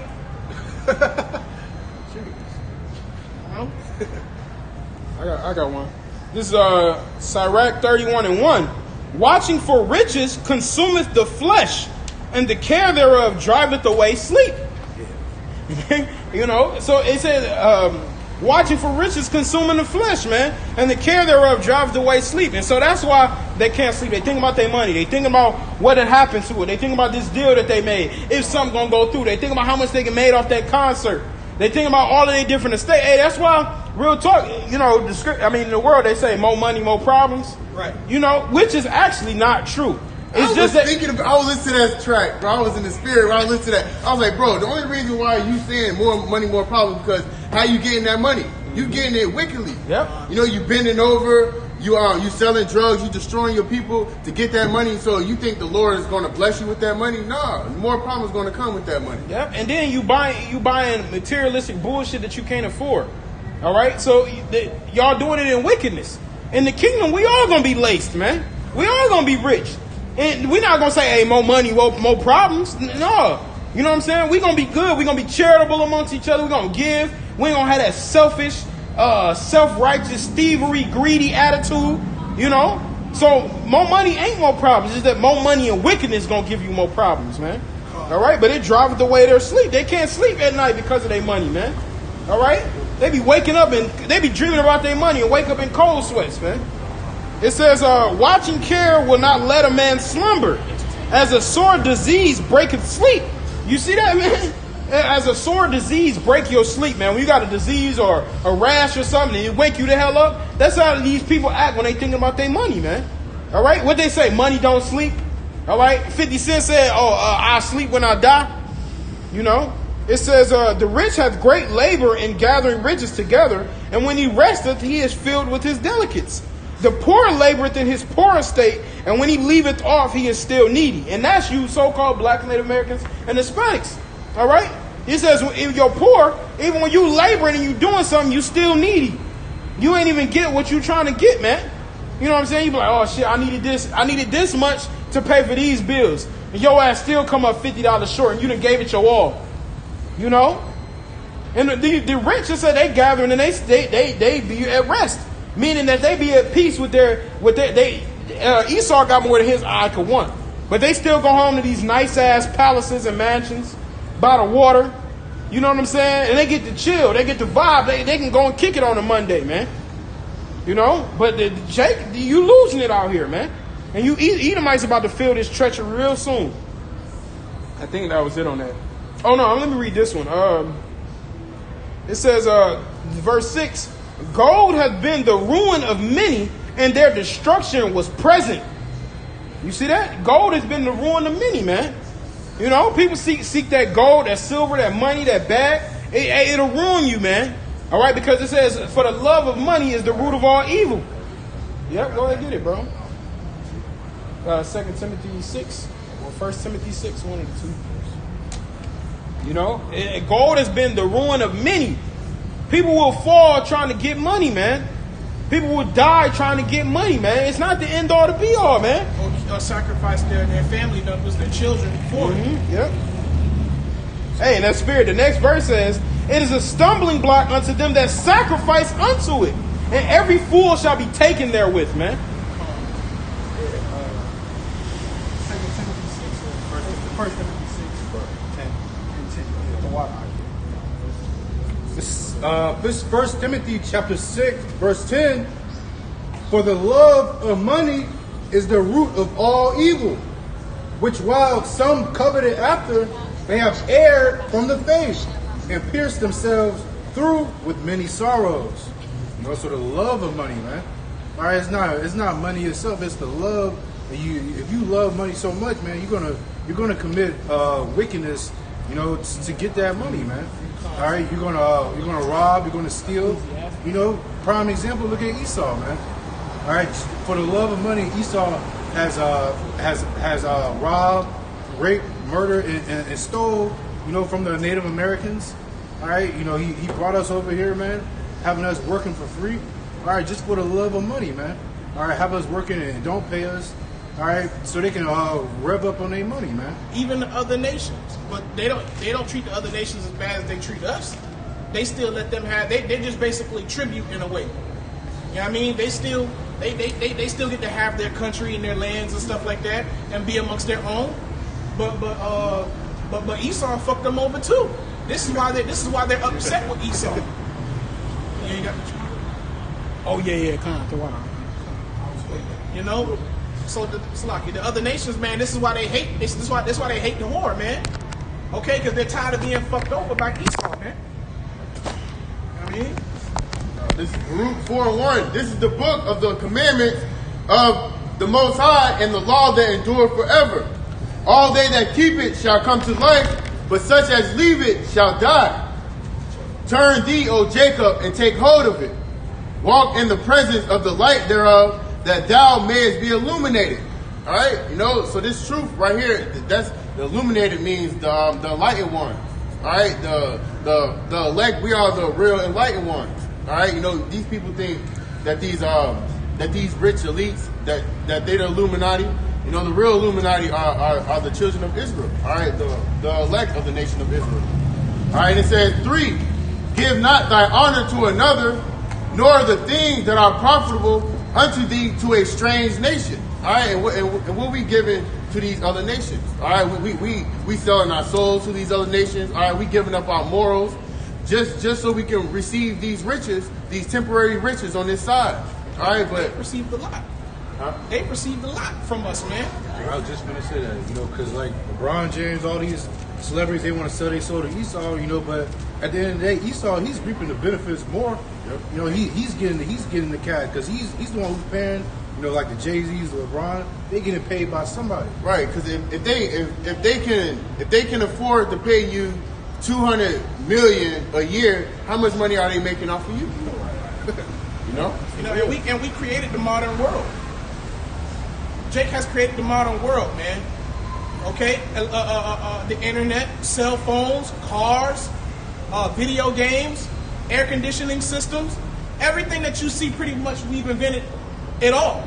Okay, and we have inventors throughout the years who sold their patents to these major companies, man, for a small bag, just so they can be good for a little while. And these companies take our inventions and become trillionaires, man. I got a precept. This is Ecclesiastes 7:12. For wisdom is a defense, and money is a defense. But the excellency of knowledge is that wisdom giveth life to them that have it. You see that? So, hey, the thing your brother was just talking about money, all right, but the love of money is the root of all evil, because money is a defense, man. Money can help you out of a lot of situations. But when you fall in love with it, and you make that your master, and you serve it, and you only want to chase the bag, all right, and you putting that above the will of the Heavenly Father, all right, and you like, hey, let me go ahead and stack up this cheese instead of serving the Lord, man.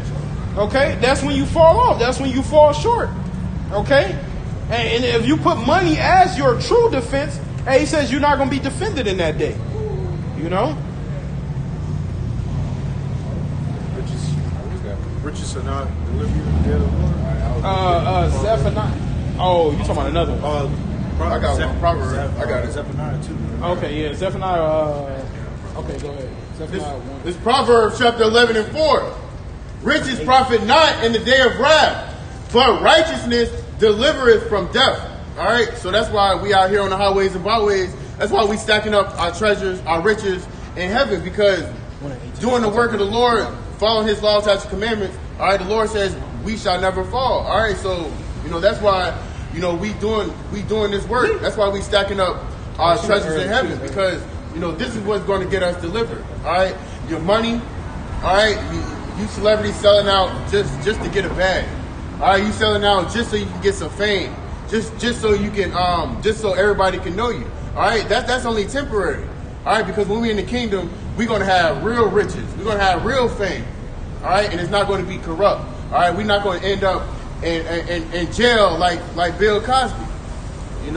All these jakes have sold out to the Edomites. All right, and then they get fucked over at the end. All right, when they don't find no use in you, all right, what they do? They spit you out. Disposable. This is Zephaniah 1 and 18. Neither their silver nor their gold shall be able to deliver them in the day of the Lord's wrath, but the whole land shall be devoured by the fire of his jealousy, for he shall make even a speedy riddance of all them that dwell in the land. And every day I go to work, my manager, he say, man, Q, you gotta stock up on this gold, man. All right, because once that money run out, that's the only thing that's gonna be here. But every time he say that, I think of the scriptures, man. Silver or gold is not gonna save you, man. It's not gonna deliver you, man. All right. The wisdom, knowledge, and understanding of the Lord, that's gonna be our treasure, man. I mean, getting the silver and gold. What are you gonna do with it? Okay, now you got it. Okay, now the economic system collapsed. Now, now you got it. What are you gonna do with it? He looking to sell it for like goods, like he gonna have gold and then. Like, I mean, it's not unwise to have gold and silver. Let's say that it's not unwise to have it, because and let's say shit does crack out here, you can still trade with gold and silver as opposed you can't having money. But the problem is putting that as your main stake and thinking that's going to deliver you. But that verse is actually twofold too. Silver and gold, but also referring to these idol gods. That's not going to save them in the day of the judgment. See, they put all of their trust in their gold and silver. Like, hey, when the dollar collapses, shit break loose, I got all my gold, I'm good to go. That's where you fall short. So, but if you like, I got some gold and silver, the Lord bless it to where I have it and be able to use it. Hey, so be it. But don't put that shit like, hey, yo, I'm good now because I got this gold and silver. The Lord said, trust in the Lord. Yep. Zephaniah chapter 1, and I'll start at 17. Oh, you did? I mean, feel free to bring it out again. But that's not going to, the Lord going to bring a speedy riddance to all of them that believe that, man. All right? The thing that that's funny. Cats, everything you put in your feelings in that was going to deliver you and that you were going to escape with. The Edomites think these bunkers, they think they're gold and silver, they think they're guns. Everything that you believe is going to deliver you, it's not going to work. It's all going to fail, man. Because there are evil times coming, man. Can somebody give me Ezekiel 7 and verse 5, if I'm not mistaken? There are evil times coming, man. So you thinking that, how you gonna react in evil times, in bad times? How you gonna move? All right. The thing is, we moving through the spirit. How you gonna move carnally to know how to attack? All right, or what to do, how to react. The thing is, we got a spiritual presence with us, so we gonna know which way to go, which way to maneuver. Man, moving without that spirit, you through. Man, you through, bro. Moving without that spirit is gonna be over for you, bro. Because the Lord will lead you. The Lord will take us and take us to the right to avoid danger. He gonna bring y'all to the left, right into the shit, man. Yep. Mike Ali, you got a precept? Oh, yeah. Go ahead, bring it out. This is Isaiah chapter 33 and 6. And wisdom and knowledge shall be the stability of thy times, and strength of salvation. The fear of the Lord is his treasure. That's right, man. Wisdom and knowledge is going to be the stability of our times, man. Not gold, not silver, not idol gods, not these women, Had a conversation with somebody yesterday thinking that it's not a woman. Wouldn't God be a woman? You know what I'm saying? They putting their main stake in that. Okay, let's see how many women gonna deliver you on martial law, man. Not one. And the scripture says the Lord is a man of war. I told him that. I said the exact same shit. I said the Lord is a man of war.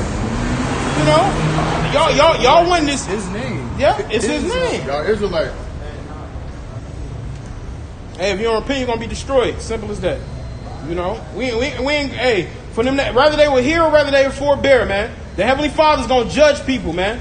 The Lord gonna mock and laugh when your fear coming. They think it's a joke. You people, you shun the greatest gift ever given. Oh, you an Israelite? No, I'm not. All right, cool. The Lord said He gonna treat you like a heathen, man. Give me Micah 5:15 real quick too. The Lord He gonna treat you like a heathen, then, man. If you want to deny your inheritance, you know that's God. Like, okay, hey, bro, I got this trust fund set up for you. I got your identity, all of that, everything you need is right here. And you like, nah, I'm good. All right, well, I'm gonna treat you like everybody else, then, man. Micah 5:15. Come. Micah 5, verse 15. And I will execute vengeance in anger and fury upon the heathen, such as they have not heard. Hey, you in that bottle with the heathen, man.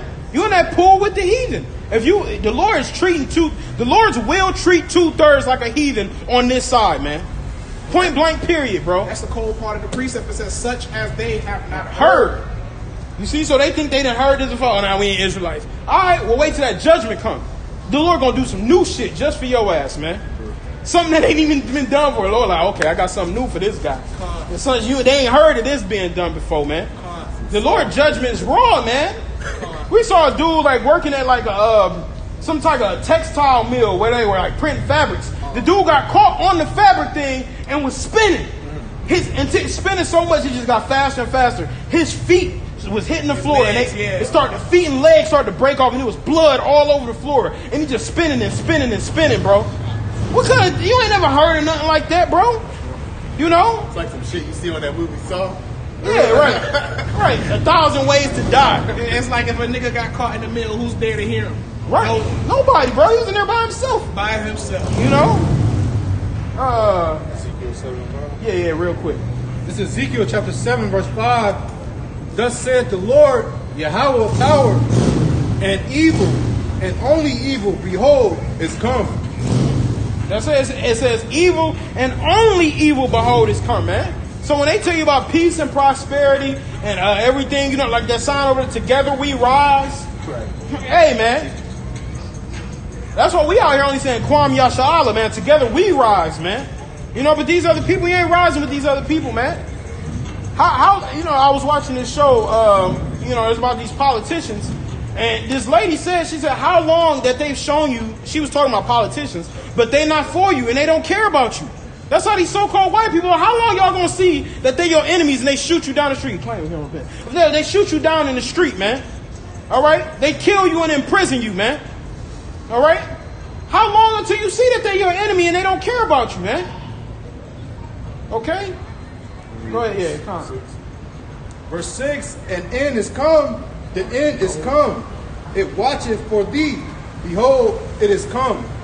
That's right. It watcheth for thee, man. These evil times, these bad times are watching for you, man. You got the death angels out there, man. The death angels chilling. The death angels like, hey, wait until the Heavenly Father give us the go to act, man. All right, because the scriptures say in Revelation the 7th chapter that the angels are the ones holding the destruction back, man.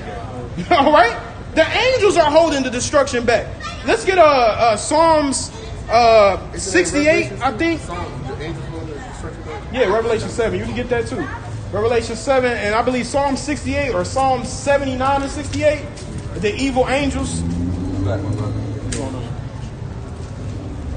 You got it? If you get it, you can pull it out. Yeah, you know what I'm talking about? Yeah. Come. Psalms. Nah, I was looking for it. Psalm 78 and 49. 49, the water. He cast upon them the fierceness of his anger, wrath and indignation and trouble by sending evil angels among them. That's right. It said the fierceness and the wrath of his anger by sending evil angels among them, man. All right? And some angels out here ready to rip heads off, man. And some angels are getting ready to thrash, man. Okay? Angels ain't nothing to play with, man. You think the messengers of God just going to be somebody you can just kick over, man? All right? These are God's messengers, man. All right? A big ass 18-wheeler just bent the corner. All of a sudden, the driver just felt for that moment to hit the gas a little more. All of a sudden, here you go walking across the street. Bam! You know what I'm saying? That's the angel, man. Yeah, bro. Go ahead, bro. Sirach, or Ecclesiasticus 39 and 28. There be spirits that are created for vengeance, which in their fury lay on sore strokes. In the time of destruction, they pour out their force and appease the wrath of him that made them. It says appease the wrath, man. So the Heavenly Father is upset with things that are going on the earth right now, especially in America. Okay? You so-called blacks, Native Americans, and Hispanics aren't listening and coming back to the Lord. So he's going to send death angels out here, man. He says to appease his wrath, man. All right? So he can be satisfied in the judgment, man. Hey, you know, they back in the world, they say, you saw the song say, you touched by an angel. You don't want to be touched by an angel, man. You see what the angel did to Habakkuk when he touched him, man? He said he grabbed Habakkuk by the vehemency of his power, man. Grabbed him up by his hair, man. You know, angels ain't soft. So like, to add to what you said, Jacob, fucking... Yep. Jacob wrestling with the angel, man. I came out of trouble. You know? But he said that's how you know how powerful the angels are. They done told y'all angels are these little so-called white babies, man. You think God's angels and defenders are little white babies? They're tall, so-called dark-skinned men, man, who's ready to wreak havoc on this earth, man. Okay? But y'all don't understand that because y'all don't read the Bible. You just listen, man. You listen to what... So let me get this straight. You'll listen to what your enemies done told you, but you won't read the words that the Heavenly Father sent unto you, man. Or listen to his men. Like, damn, I ain't never heard angels are so-called black men before. Let me take a second and listen. And you had John the Baptist, you know, if the angels were so-called little white babies, why would John the Baptist, you know, when he saw that angel, he bowed down to him? But the angel John said, the Revelator. Oh, John the Revelator. But the angel, he said, "Get up, I am thy fellow servant." You know, but John the Revelator, he wouldn't be bowing down to a little white baby. Right. You know? Hey, little, you know, you say white baby Jesus. You know what I'm saying? Like, bowing down to, no, man. It's because he felt that power emanating off of him, man. I got a quick scripture. Go ahead, bro. All right, this is Isaiah 1 and 3. The ox knoweth his owner, and the ass his master crib, but Israel doeth not consider, but Israel doeth not know, my people do not consider. All right, you know, because the brother's saying, all right, we out here telling the people the truth. All right, but our people don't even be like, well, let me take a minute, you know, to see, to hear what they talking about. Right. All right, they don't want to even go home and be like, man, let me check and see if Revelation is 1 and 13. So is it really talking about the Lord as a so-called black man? You know, our people, you know, is destroyed. Like the scripture says, people is destroyed for a lack of knowledge. Mm-hmm. All right, and our people don't even want to even search the scripture. Because all they know is the slander that they've heard about us. Oh, they just want to say, hell yeah, white people going to hell. That's all they know. That's all they think that we're saying. That's not all that we're saying, because there's no such thing as white people. You know, they think when they come over here, they just going to get cussed out. You're not going to get cussed out. You're going to get edified. And if you buck up, yeah, you're going to get cussed out. You know what I mean? But we're first here to edify you. Okay? To tell you the words of the Bible. Okay? To tell you your judgment according to the Bible, according to the Most High. That's all we're doing. We're not just out here cussing out so-called white people, saying, yeah, you're going into slavery, but we showing you in the Bible where it says. Okay? Because these words are not our words. They're in the Bible that you guys covet so much. You only covet it when you think that, oh, God loves everybody. But when you find out the truth of the Bible, you hate the Bible. You hate the words of the Bible. You love the God in your own mind. We love the God. We love our God in truth. You seek out the Lord and follow to establish their own righteousness. Right. I got a precept. This is Isaiah 29 and 13. Wherefore the Lord said, for as much as this people draw near me with their mouth and with their lips do honor me, but have removed their heart far from me, and their fear towards me is taught by the precept of men. You see that? So you people, y'all say y'all love God, God bless, But y'all don't do anything to show that you're serving the Heavenly Father. God said don't eat pork, and y'all can't even get that up, man. How y'all supposed to understand deeper things of the scriptures? God said you men ain't supposed to be shaving y'all beards off. You can't even get that. So everything y'all do is just lip service, man. The Edomite way, just talking shit. The nigga way, just talking, man. Don't want to serve the Lord at all, man. And Esau done taught y'all that, man. That's what I was talking about, these politicians. You shouldn't trust any of them. But since they got good lip service, y'all think it's okay, man. They'll say they believe in the Bible, but then they'll say, it sound like Donald Trump saying 1 Corinthians. How you believe in the Bible? You don't need, that's 1 Corinthians, man. Right. Everybody know to say that. He ain't even, your regular churchgoer know to say that. He's just reading a script. That's it. He's just reading the script. Let me read this next one. It says, therefore, behold, I will proceed to do a marvelous work amongst this people, even a marvelous work and a wonder. For the wisdom of their wise men shall perish, and the understanding of their prudent men shall be hid. So all y'all wisdom, the scripture said the wisdom of this world is foolishness with the Most High, man. So everything that y'all think y'all wise and prudent in, that y'all know something about, the Lord said it's going to be done away with, man. It's going to be destroyed. All right? The only thing that's going to be prevalent is the spirit and law of Yahweh Shem Yahushua, man. And the things that he wants the nation of Israel to set up in righteousness, man. Not this folly. All folly America, man. Go ahead. This is Sirach, chapter 17 and 26. Turn again to the Most High, and turn away from iniquity. For he will lead thee out of darkness into the light of health, and hate thou abomination vehemently.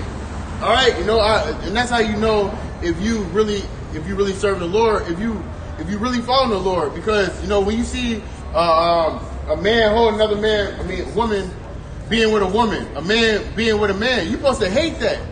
All right, and you people call yourselves God-fearing people. You say that you follow God, but you don't hate the things that God hates. Y'all do the opposite. The Most High said He hates man being with a man. What y'all do? Y'all go ahead and have gay pride month. The Lord says not to eat pork. What you people do? Y'all do the opposite of what the Heavenly Father tells you people to do. All right, and that's how you know and that's how you can separate, the real followers of Yahweh Shem Yahushua between the false, the people that say with their lips, "Oh, I love the Lord." All right, but what you doing? You still celebrating Gay Pride Month? You still holding hands with the white man? This is John chapter 8.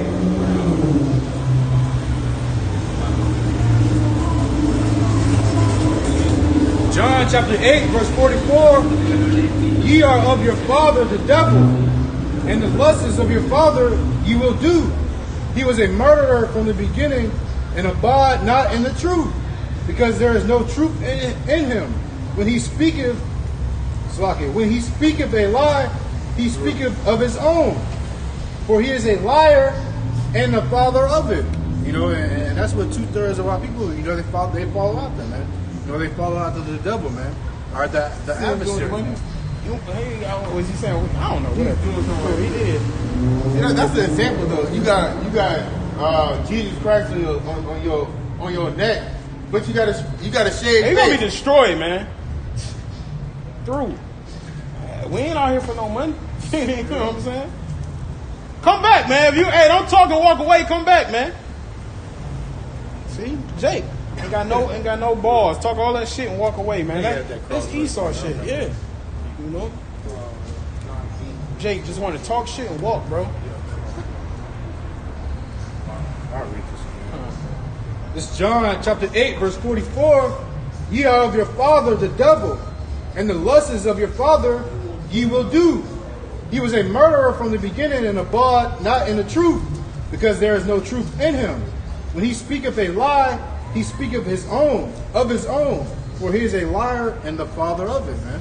All right, and that's what these people do, man. They speak when they speak of their own, man. They're not speaking, through the scriptures, man.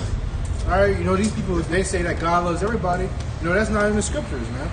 All right, the scripture says that God is for he's the God of Israel, man. That says it all right there. He's the God of Israel, man. All right, he's not the God, of the whole world. He says, I'm the God of Abraham, Isaac, and Jacob, man. All right? He didn't say Abraham, Ishmael. He didn't say Abraham, Isaac, and Edom.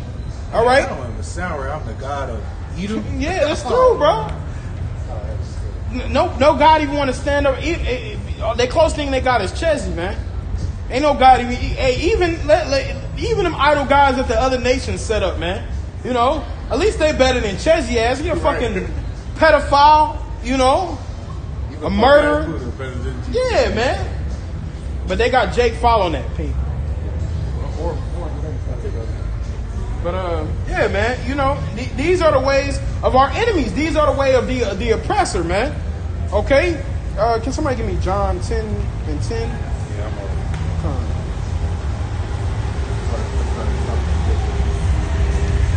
This is John chapter 10, verse 10.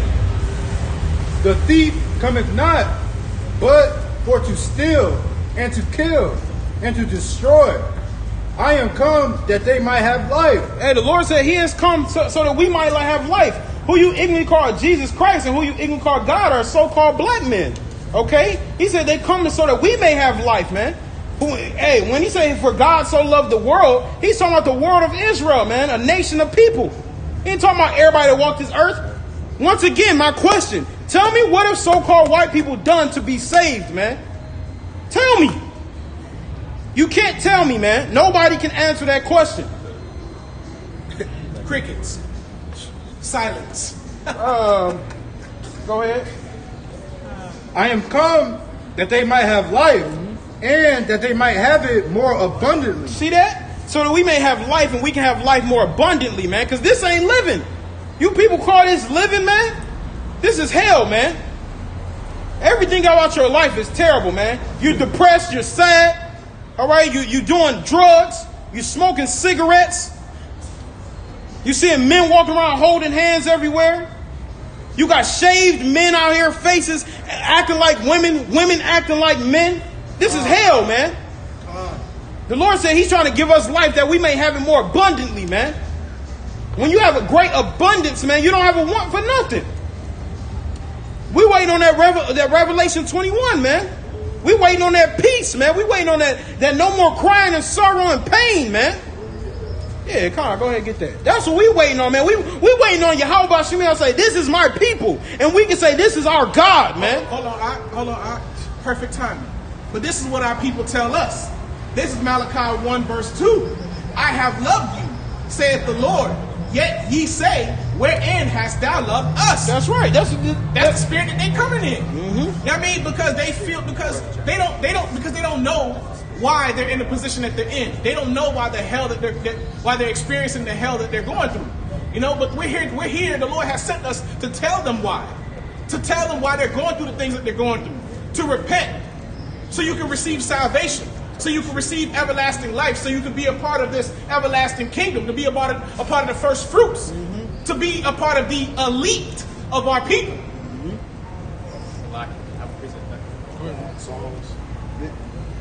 That song we brought out last week at the Taco Alcabon. Isaiah 49 and verse 14. But Zion said, the Lord hath forsaken me, and my Lord hath forgotten me. Can a woman forget her sucking child, that she should not have compassion on the son of her womb? Yeah, they may forget, yet I will not forget thee. That's right. The Lord said he won't forget us no matter what. So you got scoffers, you got people talk they mess, and they don't know nothing about the Bible, man.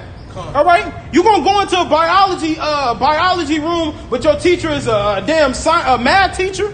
Nah, man, you want a biology teacher. All right, but these people, they think they can listen to everybody about the Bible.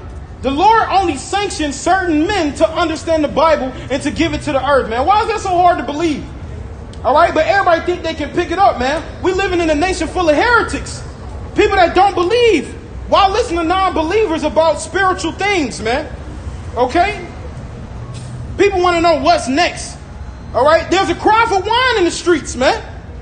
People want to know the truth. And once you give it to them, they can't handle it, man. They scoff. They talk mess. Yeah, go ahead. You got that revelation? Yeah, get down. All right, Revelations 21, and I start at 3.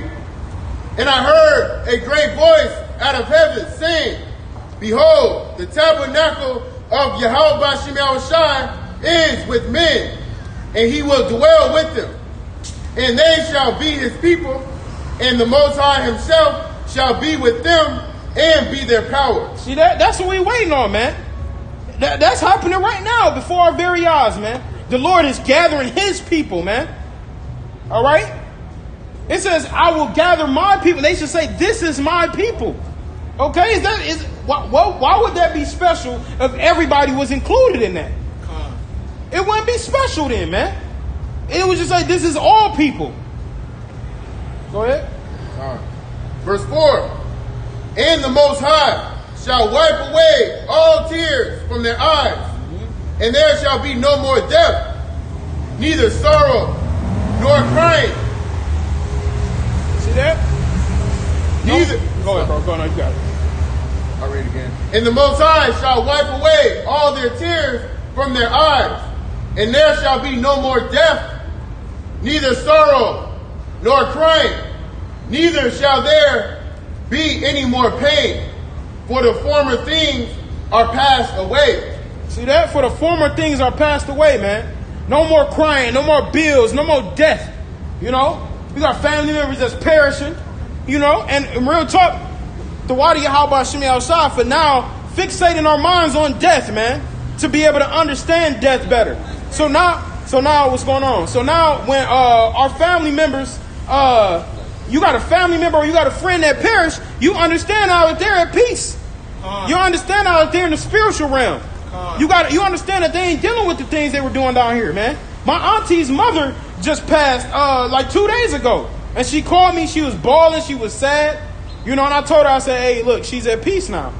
You know what I'm saying? Like, you know, she was having continual sickness. They say death is better than continual sickness, man. You know?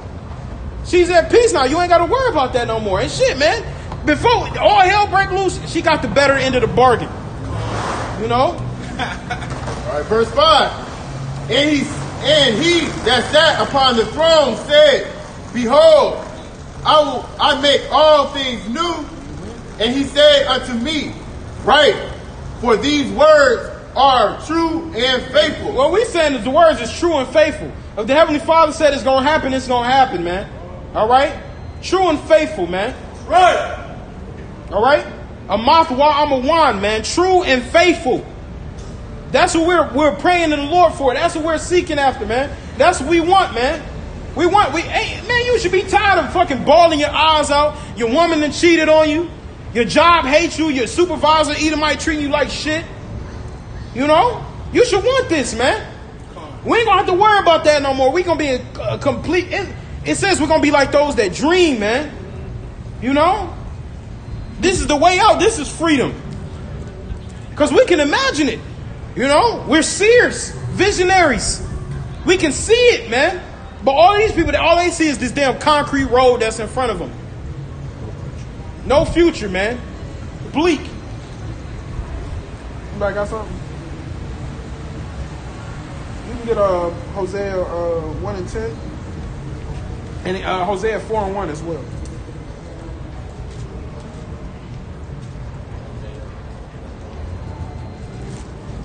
You know, because the times that we're living in, people don't understand who we are.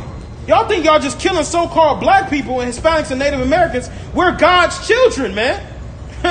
So the offense that y'all making ain't just against us. The Lord said, you're the apple of mine eye, man. They could have enslaved any other nation, but they went across the whole globe just to come and get us. That's me. They traveled to the other side of the world just to enslave Native Americans. They done passed Moab, Elam, okay? Ammon, they done passed Japhet. Can you imagine Moab doing the shit that we did, man? Nah, bro. getting hanged on trees, getting beat. Oh, that'd be fun. It's gonna be funny. You know? Moab through, man. Moab's a damn retard, man. That damn mongoloidism, man. Damn almond eyes. Can't trust incest babies. You can't trust their asses, man. Shit. Get the 1 to 10 first. All right, this is Hosea chapter 1, verse 10. Yet the number of children of Israel shall be as the sand of the sea, which cannot be measured nor numbered. And it shall come to pass that in the place where it was said unto them, ye are not my people, there it shall be said unto them, ye are the sons of the living power. You see that? All this time they thought we wasn't shit, man. Thought we, hey, you know, when you go to like a new yard or something, like in jail, like, oh, you thought I was the nigga to try. You know what I'm saying? You thought that was me. And see, that's how that so-called white man in these other nations did. They thought, even though that was judgment from the Heavenly Father, but they like, hey, yo, let's get these niggas, man. Let's get these coons and these spitbacks, these wetbacks. We gonna tie them up. We gonna throw them the gator bait, man. You know, y'all spirit's so wicked that y'all further the affliction, man.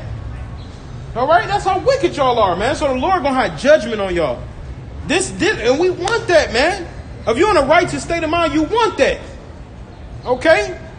I was just talking about this the other day. Your woman always complaining about everything that she can't do. All right? This one chick came out there, she said women had it easy. All we had to do was stay at home and take care of the kids. Now y'all gotta go out, y'all gotta work 9 to 5s too. I talked to this chick the other day, she said she just got her 3rd job and she busting her ass and she got a baby. You know? But this is women's liberation, women's rights, gave y'all freedom. You know? You can get the 4 and 1 now. It's Isaiah chapter. Isaiah 4 and 1? Hosea. This is Hosea chapter 4 and verse 1. Hear the word of the Lord Yahweh, ye children of Israel. For the Lord Yahweh hath a controversy with the inhabitants of the land, because there is no truth, nor knowledge, nor mercy of the Most High in the land. You see, there ain't no truth to the Heavenly Father in the land. And Hosea's name in Hebrew is Hawashah, which means deliver. And we're delivering the message of the Heavenly Father, man. All right, there is no judgment, no mercy, nor knowledge. And that's the biggest thing, no knowledge of the Heavenly Father. If you ain't got no knowledge of the Heavenly Father, who are you, man? You don't know your power. You don't know your God. Who are you? You're a peasant, okay? You don't know the power, man. Read that again for me. Hosea 4 and 1. Hear the word of the Lord Yahweh, ye children of Israel. For the Lord Yahweh hath a controversy with the inhabitants of the land. Yeah, he said he had a controversy with the inhabitants of the land. A controversy means he has an issue. Who you ignorantly call God and who you ignorantly call Jesus Christ says they have an issue with what's going on in America. What's going on in the world, man. It's because this place is full of iniquity, full of sins and wickedness, and you people don't know the name of the Heavenly Father. You don't know what He wants. You don't know what His Son wants. You don't know who He's coming for. You don't know anything, man. What have your church has been teaching you for all of these years? Okay? Because everything that they told you is wrong. They told you so-called God was a white man. All right? They told you that we aren't the children of God. They told you it's okay to be wicked. It's okay to have sex with another man's wife. It's okay to be a harlot and have sex with 6 different men. That's what they tell you in America, man. Get Revelation 18, Baba Kushah. Rejoice ye heavens. And 18 what? It's like, should be like maybe 10 or 11 somewhere in there. No, I'll probably down further, like 15, 16. Rejoice ye heavens and ye that dwell in them. No, that's Revelation 12, Salaki. Bring Babylon down with violence.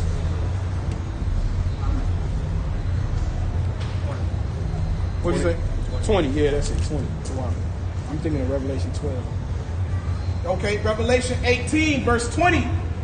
Rejoice over her, thou heaven, and ye holy apostles and prophets. Okay, I was right.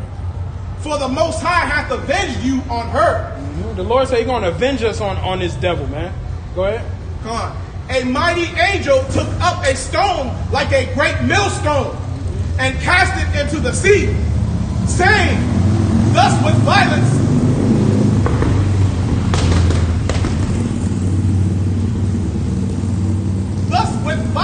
shall that great city Babylon be thrown down. That's right. The scriptures say, thus with violence shall Babylon be thrown down, man. That's America. America's going to be destroyed by thermonuclear missiles, man. The scriptures say that. This chick asked me today, where is America in the Bible?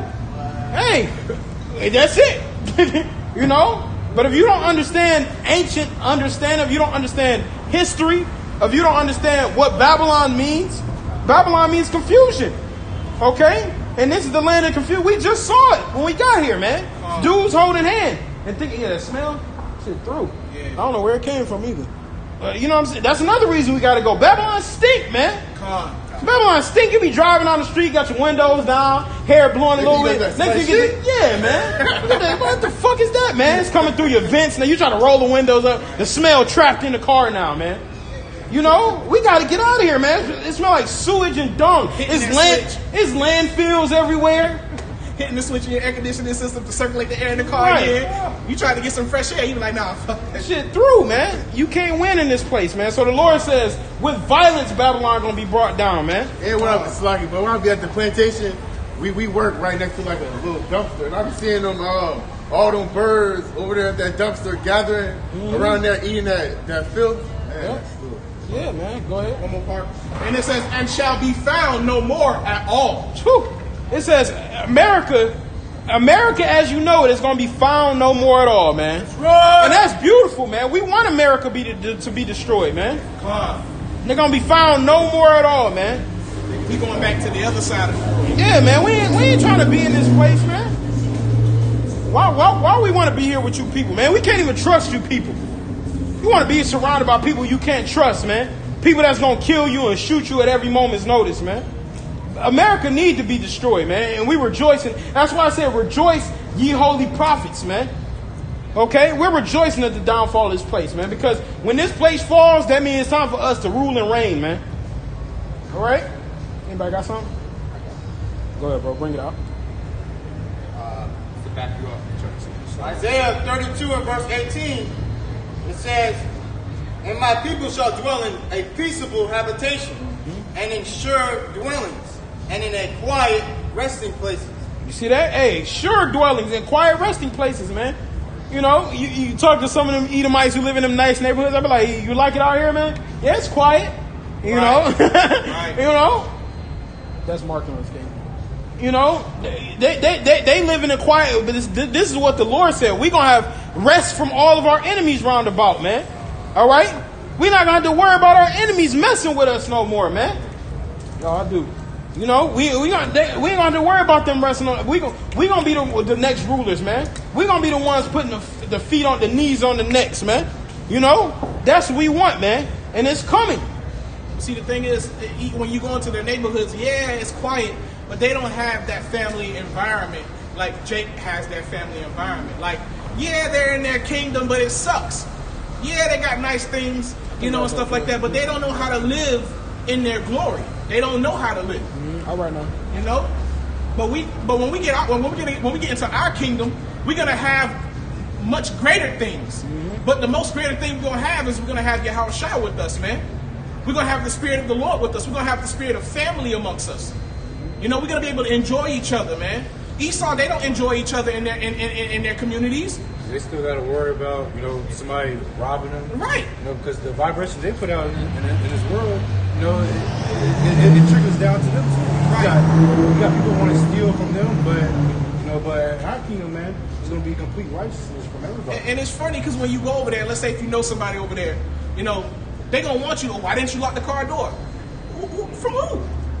Right. You know what I'm saying? From who? We over here, way out in Esau land. You know what I'm saying? Who are you scared of out here? The danger is supposed to be Jacob, right? Yep.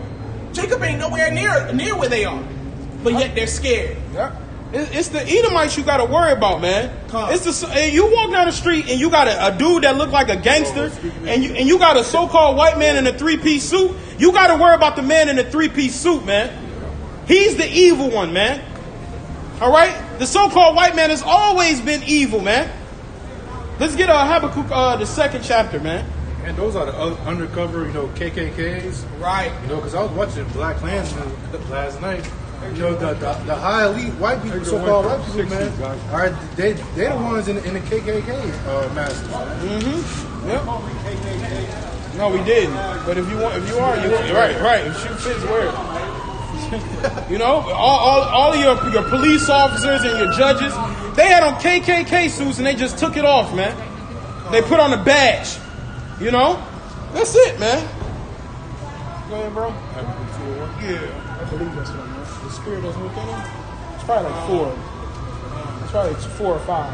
Because even though they say they love everybody, you can see it in their countenance that they don't love everybody. Mm-hmm. Go ahead, man. This is Habakkuk chapter 2 and verse 4. Behold, his soul which is lifted up is not upright in him. See that? His soul which is lifted up. That means Esau is proud, man. All right? His spirit got lifted up. He got, you walk around with that pride in your chest, man. Like you just the best thing since sliced bread, man. You the bee's knees. But he said it's not up. Go read it again. Behold, his soul which is lifted up is not upright in him. Mm-hmm. But the just shall live by his faith. You see that? The spirit that's within the so-called white man, it just ain't right, bro. It's off. It's just off, bro. No matter what you do, you can't fix that. No matter how many conversations you try to have with him, how many sit-downs, how many peaceable protests, you can't change that man. He's still gonna fuck you over at the end of the day. It says, so as iron rusted, so is his wickedness, man. You can't change that man. Stop trying to. Everybody want to change Esau. We can make them love us, guys. No, man. Put them under the foot. Put them under your feet, man. Why not love yourself first? Right. Why not love the Most High first? And see, if you loved yourself first, you will realize the things that he's doing unto you are not neighborly, are not friendly. All right? They're all treacherous and everything to bring you to your demise, man. And even the so-called white woman, they're showing that with these Karens. So that lets you know it ain't just the so-called white man. Karen is wicked in her subtlety, man. We should call them the E-dubs. Because the Esau woman just like the nigga woman, but worse, man. A woman the other day coming to a lady house, recording her damn house, talking about, oh, we need you to clean up your front yard. And she been over there 3 times harassing the lady. You don't even live on this block, lady. Oh, I need to call you some black guys in the park barbecuing. They're wicked as hell. They just like Esau. And if it was up to them, they would kill them jakes, man, at them barbecues. If they could walk up and spray them with a K, they'd go in their husband's closet and grab it and kill them all, bro. I was watching the Black Klansman movie last night. She had the Edomite dude. He had his wife go put the bomb in the Jake woman's house, but she had put it up by her car. Mm-hmm. So Esau, the women of Esau, they're gonna follow after the man. And that's it. Yep. And that's order. So they just as bad, man. If not worse. Real talk, man. Esau is just a madman. But the women, they try to be subtle with their wickedness, man. It says there is no wickedness like the wickedness of a woman. How much more Edomite woman? And they falsely accuse rape. Even back in the days, falsely accusing rape. Yep. Just so the man can be put to death. Yep. They've seen that it worked. Right. They've seen that it worked. They know if they did it, they got a chance of it working. Mm-hmm. And then that lets you know a lot of times they wanted that rod, but they like if they get caught, it's a rape. It's a rape charge. It's all about when they get caught. Yep. When somebody sees you two together, that's when it's going to be the problem. Right. Dad, like, oh my God, Dad, I don't know how it happened. I was just like, did he hurt you, baby? Right. Yeah, he did. He hurt me. It's always a wrap. What was you reading? I ain't reading now. Add a quick Go ahead, bro. This is Ecclesiastes chapter 1, verse 15. That which is crooked cannot be made straight, and that which is wanting cannot be numbered. Esau, these so-called white people, they're made crooked, man. They cannot be made straight. You know, that's why the Lord has that indignation for them forever, man. Because you know, and we brought it up earlier. The Lord, he's angry with the wicked every day, man. All right, you know, these people cannot be made straight, man. All right, that's why they gotta serve us in hard bondage for 1,000 years and be exterminated off the earth. That's it, bro. We gotta get rid of the cancer, man. We gotta get rid of the nation that's a cancerous nation. But you said you had something? This is Psalms chapter 14, and I'll start at 1. The fool hath said in his heart, there is no God. They are corrupt. They have done abominable works. There is none that doeth good. The Lord looked down from heaven upon the children of men to see if there were any that did understand and seek the Most High. They are all gone aside. They are altogether become filthy. There is none that doeth good. No, not one. All right, you know, that is pretty much self-explanatory. It's not one Edomite on the face of this earth that's good. It's not one Edomite on the face of the earth that's seeking after Yahweh B'Shem Shai. They were never taught to do good. Right. They don't know how to do good. And still the Most High showed them favor enough to give them the whole earth. And see, you know what's crazy is, at least back in the day, you had back in ancient times, you had some heathen that would know about Yahweh B'Shem Yahushua, and that would still reverence him. All right, to the effect that they're like, oh, we know that y'all serving the true God. Well, go ahead and do y'all thing. That's like Queen Sheba, King Cyrus. All right, in the time of when they were building the temple, King Darius. What about Meshach, Shadrach, and Abednego? Who's that? Nebuchadnezzar was the king during that time. Assyria. Oh, Syria. Yeah. You know, they had those times, but nowadays heathen don't. The Lord got it to where their spirits are completely about wickedness, man. Where they don't even want to listen. Like, hey, yo, these got to be the servants of the Heavenly Father. These got to be the servants of God. You know. But the Lord ain't having it that way, because now He's coming with true wrath, man, to bring their final judgment. Real talk, this is the final judgment that's going to happen, because after slavery, hey, it's going to be cool then. The earth is going to truly be at rest after the time. And real talk, we ain't rushing them 1,000 years either. We want to have all the servants and beatings we can. Yep, I'm gonna put my one of my mansions in slow motion, so it just feel like everything taking way longer there, man. You know? You got something? Jeremiah 13:23. Can the Ethiopian change his skin, or the leopard his spots? Then may ye also do good that are accustomed to do evil. All right, you know. So can a leopard change his spots? All right, can the leopard not have his spots? All right, can you make can you turn a wild animal into a pet?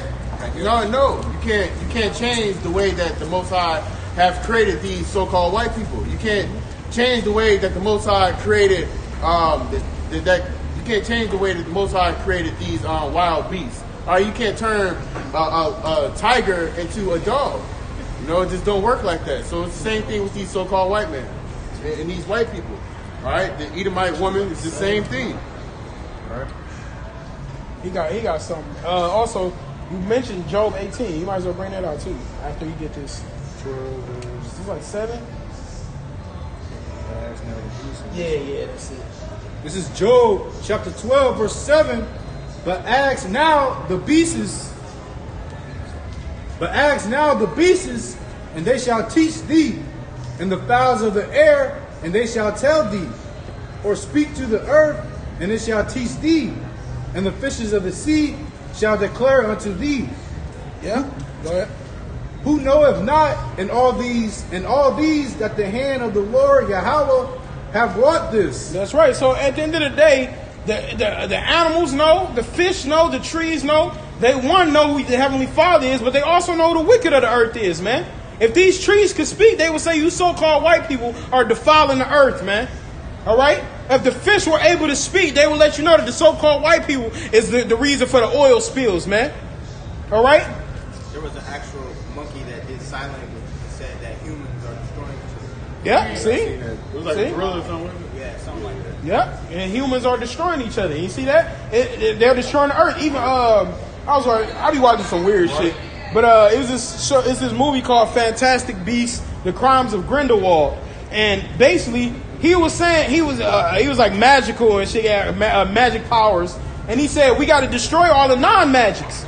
He was like, because all the non-magics he showed them one of the world wars. He was like, this is what's going to be their future if we keep letting them rule, man. Which is really Israel. What's going to happen to the earth if we let so-called white man rule, man? All right? Which is really, if you think about the heathens, the so-called white men in the other nations, they are the non-magics because we're going to be given spiritual powers. All right? This is the judgment that's about to befall the earth, man. Okay? Get that. You go ahead and get that Job 18 bar. Job 18. What verse was you going to start at? Started like 15 or 16, I think.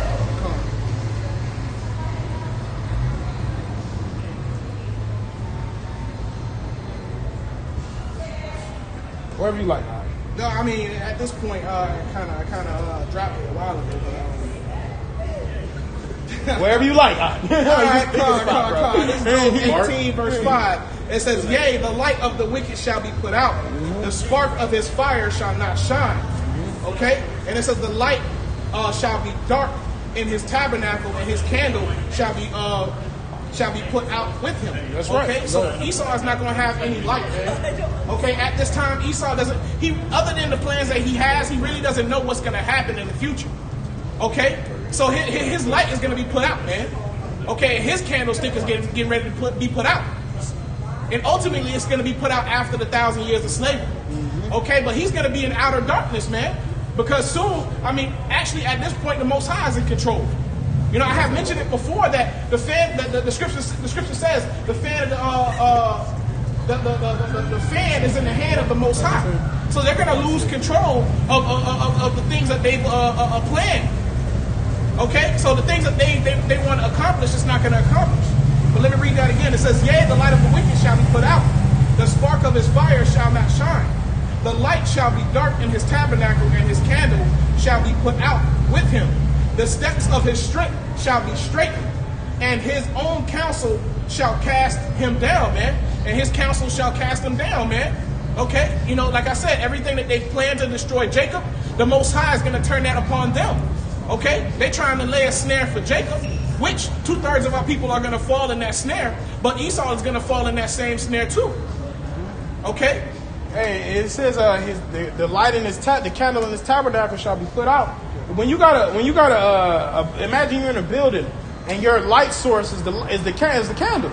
All right, so you walking through and they get put out. You don't know which way to go. Right. All right, you don't know what you're gonna bump into. You don't know how to get around. The Lord is gonna take all the parts of their glory away, man. All right, because they've been ruling in wickedness. So the Lord's gonna take everything from them. So they wisdom, they knowledge, all that's gonna be put out, man. Okay, go ahead. It says, verse 8, "For he is cast into a net by his own feet, and he walketh upon a snare." So he cast it into a net by his own feet, right? Say that again, the first part. It says, "For he is cast into a net by his own feet." He is cast into a net by his own feet, man. His things that he set up to be traps for somebody else are traps for him. You ever see movies of like a cat that put bear traps in the woods and then he end up stepping on the shit? That's how it is for Esau, because they're creating these nukes thinking that they're for the destruction of others. It's going to be for the destruction of themselves, man. That's right. Mark. Fall to a ditch. That's it. Okay, and it said... No, go ahead, bro. Oh, okay. And in verse 9 it says, "The grind shall take him by the heel, and the robber shall prevail against him. The snare is laid for him in the ground." Hey, it says the robber shall prevail against him, man. Okay? What that mean, brothers? I have two answers. Go ahead. My first one is God and Magog, because they said they was going to take a spoil. Okay. And then the second one, Yahweh. On point. But because the Lord said he's coming back like a thief in the night, right? So the robber is going to prevail them, man. It says the lamb shall overcome them, man. They're not going to win this war. The so-called white people are not about to win this next war, man, because this next war is about to be a battle from the heavens, man. Right. All right? Go ahead, Bar. And it says, the snare is laid for him in the ground, and a trap for him in the way. Terror shall make him afraid on every side. Hey, man, seeing some scared Edomites now, that's some funny shit, man. You know? It says, terror shall make him afraid on every side. And Esau ain't going to be able to run nowhere. He ain't going to be able to do nothing. He going to be in complete frightened terror, especially in the kingdom, man. Terror going to make him afraid on every side, man. Esau going to be, you know what I'm saying, be like, oh, yeah, you know, we traveling. It's usually, I heard, you know, brothers be like, I heard it's good over Kodash house. We taking a slave run over there today. It should be a little easy. You know how you go to work and be like, it should be an easy day at work, you know? But Kodash got a whole day of Edomite sport ass whooping set up just for y'all. You know? And y'all going to be afraid on every side. You're not going to be able to get away from it. And then even on the Sabbath, you're going to be mentally tormented, man. You know? You can't win. 1,000 years of true, complete hell, bro. They're going to be running to the damn bonfire. 1,000, they're going to be like, let's get it on. Slow your ass down, playboy. We're going to beat your ass to the fire. Go ahead, bro. And it's and shall drive him to his feet. Mm-hmm. His strength shall be hunger bitten, and destruction shall be ready at his side. His strength shall be hunger bitten, man. All right. When you're hungry and you haven't got all of your nutrients, all right, you're not as strong, man. Okay. You don't have your complete strength, man. When you don't get rest and food and sustenance and the things you need, you go to work, you be tired as hell. You know, you hungry, you starving. Your strength is going to be brought down, Esau. You don't have no chance of survival out here. You're not mentally aware of a lot of things. You're slow mentally. Mm-hmm. I mean, you're not as sharp as you should be. Yep. When you don't have any rest and you don't have a proper meal. Yep. So that's how we are. Yep. His strength. Hey, your armies, you know, those are all taken down, man. They don't have that same sense of strength that Edomites believe that it has, man. Okay? Yahweh Shah got a full army. He said he had a great exceeding army, man. It's going to be frightful too, man. Go ahead. And it says, verse 13. It says, it shall devour the strength of his skin. Even the firstborn of death shall devour his strength. Whew. Esau's through. It's a nuclear missile. Yeah, bro. It's over for you, man. It's going to devour your strength, man. Your armies, your country, everything's going to be completely taken over by judgment from the Heavenly Father and His Son, man. It says, even the firstborn of death. And what's the firstborn is the beginning of your strength. Yeah. Okay. Go ahead, bro. This is Colossians 1:18. And he is the head of the body, the church, who is the beginning, the firstborn from the dead, that in all things he might have the preeminence. Mm-hmm. That's right. The Lord, the Messiah, man, who you ignorantly call Jesus Christ, man. He got the preeminence, man. All right? The son of, he's the true Bani Yamyan, man. The son of the righteous. You know? Go ahead, bro. Verse 14. His confidence shall be rooted out of his tabernacle, and it shall bring him to the king of terror. It says confidence shall be rooted out, man. You know, what's the so-called white people main confidence? Oh, I got these guns in my house, man. All right? That's where y'all put your confidence, man. Oh, let one of those niggers run up in here. You put your confidence in that. Hey, your sword is not going to deliver you on the day of the Lord, man. Your guns ain't going to work for you people, man. All right? And we getting ready for these things to play out on the earth. And we're excited about them, man. And also, the thing that's happening in Minnesota where they're disbanding their police department, that's just the beginning, man. The other states are most likely going to follow through. Now what are you going to do?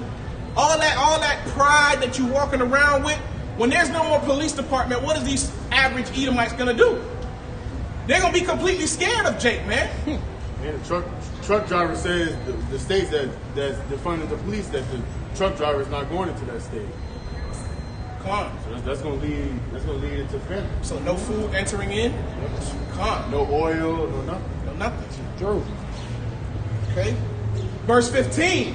It shall dwell it shall dwell in his tabernacle, because it is none of his. Brimstone shall be scattered upon his habitation. Brimstone, that's hell from the heavens, which is going to be thermonuclear missiles. Right. Okay? It says brimstone shall be scattered upon his habitations. America's going to get hit with missiles, man. No, that's all good. Yeah. That's our police already. Yeah, that's some slavery. Oh yeah, okay, got it. You know, but it's just it says brimstone shall come upon his head, man. You know that's what's that? Also Psalms 11 and 6. The same thing, man. Hell and brimstone is gonna come upon the heads of the wicked, man. Go ahead. Verse 16, his roots shall be dried up beneath. Yep. All of your philosophies, all of the things the wine that you try to pour out into the earth, Lies, yeah. it's gonna be derooted, man. It's gonna be destroyed. And it's happening right now. Yep. Starting with the prophets of the Most High, man. Starting with the word of the Most High, man. Making Esau bare. We're uprooting all the lies that he's been spreading throughout these hundreds of years. That skirt. All that they've done for hundreds of years, the Most High prophets is uprooting these things within a matter of a small amount of time. I mean, the Most High gave us the power to uproot all these lies, man, in a short period of time, through the scriptures.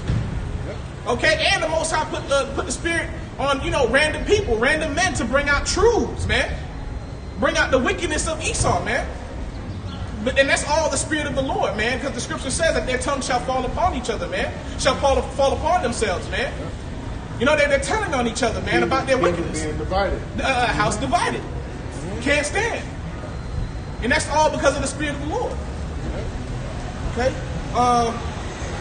Verse 16, it says, his roots shall be dried up beneath, and above shall his branch be cut off. His remembrance shall perish from the earth, and he shall have no name in the streets, man. Okay, so Esau is not going to be remembered, man. Okay, this kingdom won't be remembered. Okay, all of his so-called glory, ain't nobody going to remember this crap, man. Hey, stand up. All right, all they're going to know is the wickedness and the evil of Esau. They're not going to remember his so-called glory. All of that is going to be forgotten. When they see the glory of Yahweh Bashem Yahushua, they're going to be like, Esau, who? Is that the man? You know what I'm saying? Yeah, is this the man? You know, that car that made, that did shake kingdoms? Ain't nobody going to worry about that no more, man. Okay? Let him get this one real quick. Go ahead. It's Psalms 11 verse 6. Upon the wicked he shall rain snares, fire and brimstone, and an horrible tempest. This shall be the portion of their cup. That's going to be the portion. Hey, it goes back to drink you the cup, Esau. You know? Hey, he said he's going to rain brimstone and fire on their heads, man. All right? The missiles are coming down on you Edomites, man. All you unbelievers and you 2/3, man. It's coming. Right. Read that again for me. Psalms 11 and 6. Upon the wicked he shall rain snares, fire and brimstone, and an horrible tempest. And a horrible tempest. That's also the chariots, man. All right? Them whirlwinds, they coming. Them chariots are going to get down, man. You know the angels going to be having fun, too. You know how when you play like video games, that angel gonna be, oh, they're gonna eat them right over there. They're gonna be going in. Hey, yo, Michael, watch this. You know what I'm saying? They're gonna be getting down, bro. They're gonna be having a good ass time. They've been waiting for this day too. You know? You best believe the angels be in the heavens like, oh yeah, we gonna fuck his ass up. That's how we be talking. Right. Be calling out this. That's my bitch. They gonna be messing people up, bro. You know? That's right, to appease the wrath, man. Because these things make our Father proud, man. They make him happy, man. He rejoices at that, man. Okay? He rejoices at the extermination of wickedness. He rejoices at that. Go ahead. Verse 7, it says, verse 6, the latter part says, this shall be a portion of their cup, for the righteous Lord loveth righteousness. Woo! His countenance doeth behold the upright. See that? He said his righteousness love righteousness, man. All right? He love that. We got scripture to prove you're right. About the angels. Sirach, or Ecclesiastes 39 and verse 31. It says, they shall rejoice in his commandment, and they shall be ready upon earth when need is. See that? And when their time is come, they shall not transgress his word. They shall not transgress his word. They're going to rejoice in doing that work, man. You know, the Lord going to be like, hey, time to go get them. They're going to have a big smile on their face, man.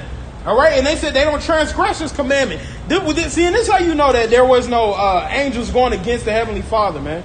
They don't transgress his commandment, man. You know, you think he going to set something up where somebody can come against? He's the creator of life. I'm going to make sure these people can go against me.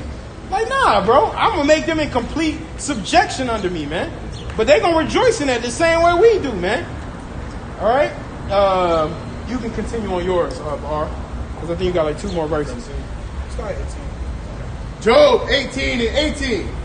He shall be driven from light into darkness and chased out of the world. That's right. That's what's going to happen. That's what's about to happen to Esau, Edom, man. They're going to be chased from light into the darkness because this prestige civilization that you people live in now. All right, you think of this place as the light, the golden city, the glorious hill, man.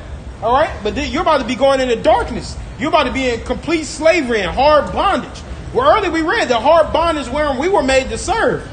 So y'all got to go into that too, man. And your utter darkness is going to be on bonfire day, man. Where it's over for you, man.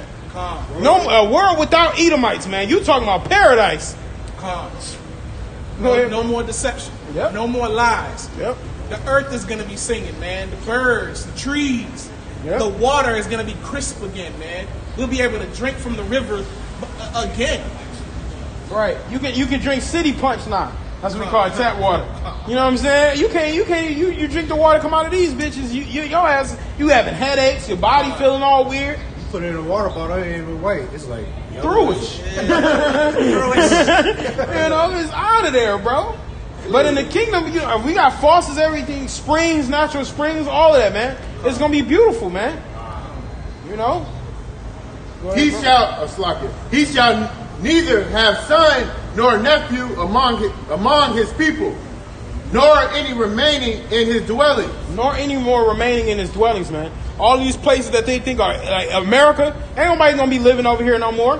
Shit, we might fuck around and blow up Mount Seir too, man. Get that shit off the earth, so ain't even no remember. Hey, the scriptures say there's gonna be no remembrance of him, man. Get rid of it, bro. Anything that reminds us of Esau, get rid of it. You know, we don't want no parts of it, man. Hey, yo, Esau built that, destroy it. Right. Get rid of it, man. Go ahead, bro. Did you pass that part already? There's no remembrance of him in the streets. Yeah, I feel like 18. I started at 18. I think 17 said his remembrance shall perish. I ain't hear that, but can you read that for me? That's what I want. Job 18 and 17. His remembrance shall perish from the earth, and he shall have no name in the street. This is talking about the so-called white nation. They're not going to have any remembrance after the judgment of the Heavenly Father, man. All right, they're going to be no name in the streets. You're not going to be able to say, oh, I'm a part of the Bernstein family. We don't give a damn, bro. You're an Edomite. We don't care what your name is, man. We're going to call you Boy 1, Boy 2, and Boy 3, man. We don't give a damn about your name. We don't care who you are. We don't care what you did in your past life. You know, like they try to say when you got a one-hit wonder or he's washed. You know what I mean? Like it don't matter what you used to do, bro. MC Hammer went bankrupt, man. You had one good track. You had a good go at it, Esau. But we don't care no more, man. And we ain't playing your song on repeat, Jack. Hey, you finna be calling a boy just like in the movie where it says nigga. Then you gotta know by the tone of the word boy. Right. He talking to you. Yep. Nah, he talking to you. Yep. Hey, boy. right. Yeah, that's a good point, bro. Like, I forgot what movie that was, bro. Antoine Fisher. That's right, bro. Nigga. No, that was for you, bro. That was for you. Oh, yeah, shit, that was for me. That was a good point, bro. Go ahead. All right. Job 18 and 20. They that come after him shall be astonished at his day, as they that went before were affrighted. Yep. Hey, the other nations gonna be astonished. Hey, it says in Revelation the 18th chapter, it says, the nations shall say, alas, alas, for that great city Babylon is destroyed, man. All right? So they're going to be astonished at the things that's about to happen. They think Esau is the shit. Let's just say it plain. They think Esau is the man, bro. Esau can do whatever he wants. Esau can just bomb people and get away with it. All right, so they're gonna be astonished, bro. Speechless. Yep, like damn, you took Esau out. Like, damn. You got a set. Go ahead, bro. Real quick. This is Psalms chapter 137. So like it's Psalms 37 and verse 5. I have seen the wicked in great power and spreading himself like a green bay tree. Yet he passed away, and lo, he was not. Yea, I sought him, but he could not be found. You know, so hey, the so-called white man, they're in great power right now. All right, but it's not going to be so, man, because the Lord, you know, like the scripture said, the Lord, he's gonna prove it, man. All right, this is our last captivity, man. All right, and the great power of Esau is not going to be no more, man. We're not going to be able to remember what Esau, you know, all the shit that he has now. All right, all that is not going to be remembered. Yeah, bro. The only thing we care about is what he did unto us, man. You know, fuck everything else. Since you was getting Psalms, get 137 too. Is it 137 or 173? 137. Yeah. Raise it. It's 173, ain't it?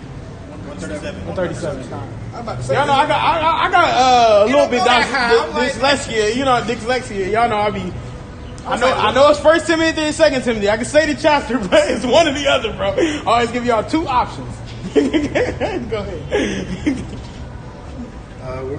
Psalms 137.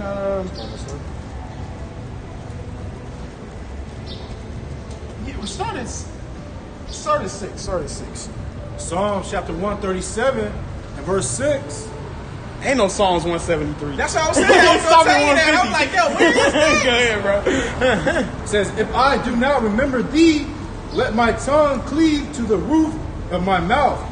If I prefer not Jerusalem above my chief joy. You see that? Hey, the Lord prefers Jerusalem. That's his chief joy, man.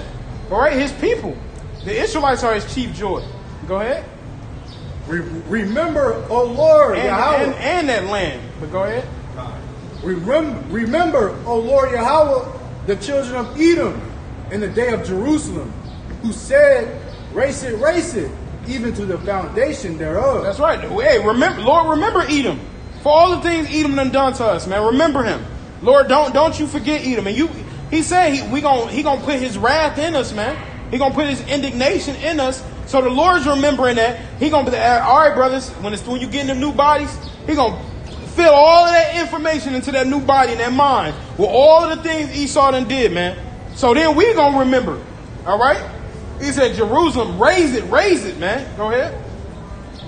O daughter of Babylon, who art to be destroyed, happy shall he be that rewardeth thee as thou hast served us. Right, and that's how you know also that this is modern day Babylon, because in the scriptures there was no daughter of Babylon, like as far as a civilization happening. You know, there you had Babylon, and there wasn't another Babylon to follow after it. That's how you know it's this place, man. The Lord lets you know with a confirmation that the reincarnation of a civilization is in the world again, man. And that's Babylon, America. That's right. Verse 9. Happy shall he be that taketh and dashes thy little ones against the stone. We can't wait. Them little Edomite babies. Because what do little Edomite babies turn into? Big Edomite assholes. So you gotta take them out while they're young, man. Elder Apostle Paul used to say, man, you don't see the baby roaches in your house and let them live. Right. You know they gonna turn into big roaches. You take their asses out. Them too, yeah. For real. Shit, it's the worst when they little. Because then you know it's more of them and shit. You gotta get rid of their asses, man. Take them out. You know? That's right. They turn into big. My brother called big roaches Georges. They got fucking Georges over there, bro. Big as fuck, man. You know, but this is happy shall he be that taketh and dasheth thy little ones against the stones. Because we know if you were to grow, you're just gonna turn into Edomite. Next thing you know, you're gonna be an Edomite cop killing our people in the streets.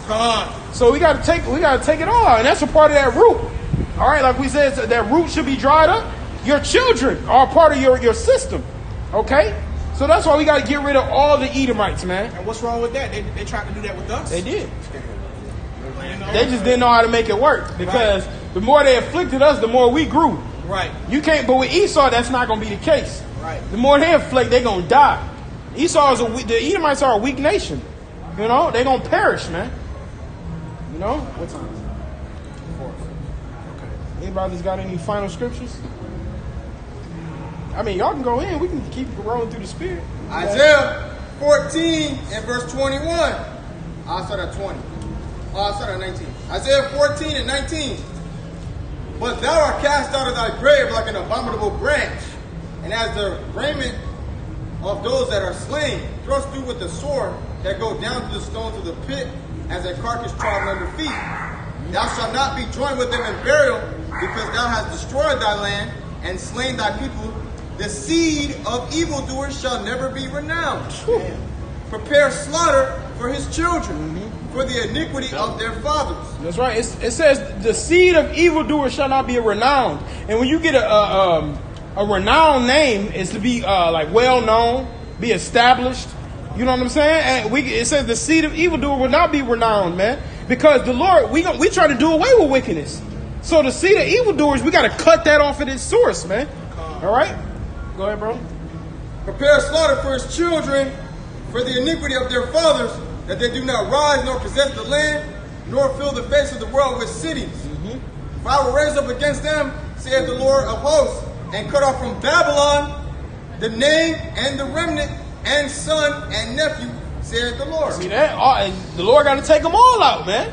You know, because if it wasn't for that bonfire, real talk, if it wasn't for Yahweh Shemi Shah and those new bodies he giving us, Esau try to rule over again, bro. He gonna try to get a new renaissance, a new rebirth. He think that was just a thing, he can have a wound and he was gonna recover from it. Nah, in the kingdom it's gonna be over for you, man. All right, because the Lord says there shall be no more remaining of the house of Esau, man. All right, and we rejoice in that, man. That gives us great smiles, man. And we can't wait to see it play out. That's going to be the beautiful part. There's one thing talking about, but when you're seeing this thing played out, man, the whole earth at rest, man. Psalms 37 and verse 34. Wait on the Lord and keep his way, and he shall exalt thee to inherit the land. When the wicked are cut off, thou shalt see it. You know, and Lord willing, you know, we part of that number to see, you know, the downfall of the so-called white man. And we're not, you know, we're not destroying right along with them, man. All right? You know, so we got to wait on the Lord, man. Wait on Yahweh Shemi Shah. Because when you read Zechariah 3 and 8, the scriptures say, wait ye upon me to rise up to the prey, man. All right, so we know that these other nations are going to be in subjection. We know that they're going to be our slaves, but we got to wait on the Lord. The Lord he was the first creation. Why shouldn't he get the first one to whoop ass? Why shouldn't he be the first one to put somebody in chains? He deserve it, man. If you think about this, how long we've been fighting, the Lord did everything that we did, and he been fighting longer. So why shouldn't he be the first one to reap the benefits, man? You know, that's our big brother, you know, and that's our Lord. Our Lord eat first, period. His lot was 24/7. It wasn't like, because we go to work and we do all that, but his lot was constant, bro. All day, every day, when he wake up teaching. Yep. You know what I'm saying? And even now, even in the spirit realm, he's still working, bro. It says that he's our intercessor. All right? He talking to the Lord. He talking to Yahweh for us, on our behalf, man. Hey, Lord, you know what I'm saying? Hey, Father, you know, your servants down there doing this, they doing that. They serving you. Hey, all right? You know, he's still fighting for us, man. You know, he ain't never stopped, man. And that's the kind of God you want to have on your side, man. A man that ain't going to give up on you, that's going to fight for you through thick and thin, man. That's why he deserves all the honor and glory that he receives now and to come. Yeah, hey, even in the kingdom, Yahweh shall come through. Hey, make sure Yahweh shall eat first. You know what I'm saying? You can have 1,000 brothers in the room. Hey, yo, whatever you do, make sure Yahweh shall get his plate first. You know? Go ahead, bro. Verse 1, Luke 17 and 7. But which of you, having a servant plowing or feeding cattle, will say unto him, by and by, and when he has come from the field, go and sit down to meat, and will not rather say unto him, make ready wherewith I may sup, and gird thyself and serve me, till I have eaten and drunken, and afterward thou shalt eat and drink. Yep, and that's right. And that's what we do, because the Lord is going to he did the thing, he did the work. All right, he was crucified, he gave up his life for our sins. All right, we eat after him, man. All right. And see, also give me Mark 13 and I believe 34. But you can go ahead and get your second one. I don't know. But basically, the second one was just how it's in Hebrews where it said how Yahushua is constantly making intercession for us. That's it. That's it, bro. The Lord is constantly making intercession on our behalf, man. You know? But yeah, Mark 13, I believe 34. Remember fucking partying Club Bond? It's probably 32 or 33, somewhere like that. The Lord's servant, something like that. Okay. Yeah, there it is, that one. This is Mark 13, verse 34. For the Son of Man is as a man taking a far journey, who left his house and gave authority to his servants, to every man his work, and commanded the porter to watch. See that, and that's what we're doing now. We're eating through the scriptures. We're watching the prophecies. We're doing what the Heavenly Father commanded. But it says, here's a master went on a long journey, so he's coming back for us, brothers. You see what I'm saying? He just went on a journey, bro. You know, he went to the heavens, but he coming back, man. It says the Lord gonna return the same way that he left. So he's coming back to get us, and we gotta have faith in that, man. Go ahead, bro. And it says the porter to watch. A porter is somebody who guards the door. Yep. And and what the scriptures say, they hated those who rebuked at the gate. That's right. And we are that gate. Yep. Yep. And the scriptures also say, I'd rather be a gatekeeper in the kingdom of heaven, man. You know? Go ahead. Verse 35, it says, watch ye therefore, for ye know not when the master of the house cometh, at even or at midnight, or at the cock crowing, or in the morning, lest coming suddenly he find you sleeping. And what I say unto you, I say unto all. Watch, man. Shamar, man. You gotta watch. The Lord, like, I'm coming back. He said, you ain't gonna know, man. The cock could be crowing. All right, it could be nighttime. It could be midday. You don't know, man. So watch, man. Pay attention to the prophecies. Pay attention to the things that's happened. Be on your guard, man. You know, because I guarantee, you know, we know that prophecies got to come to pass. But if Yahushua showed up today, people will be fucked, man. You know, and that's the spirit you need to be in. Get right as best as you can before the Lord make his return, man. When they see his power and they feel the power, yeah, they're going to definitely know they feel it. It says that in Matthew 24 and 30. It says, and when the Son of Man come in his glory, it says all the tribes of the earth are going to mourn, man.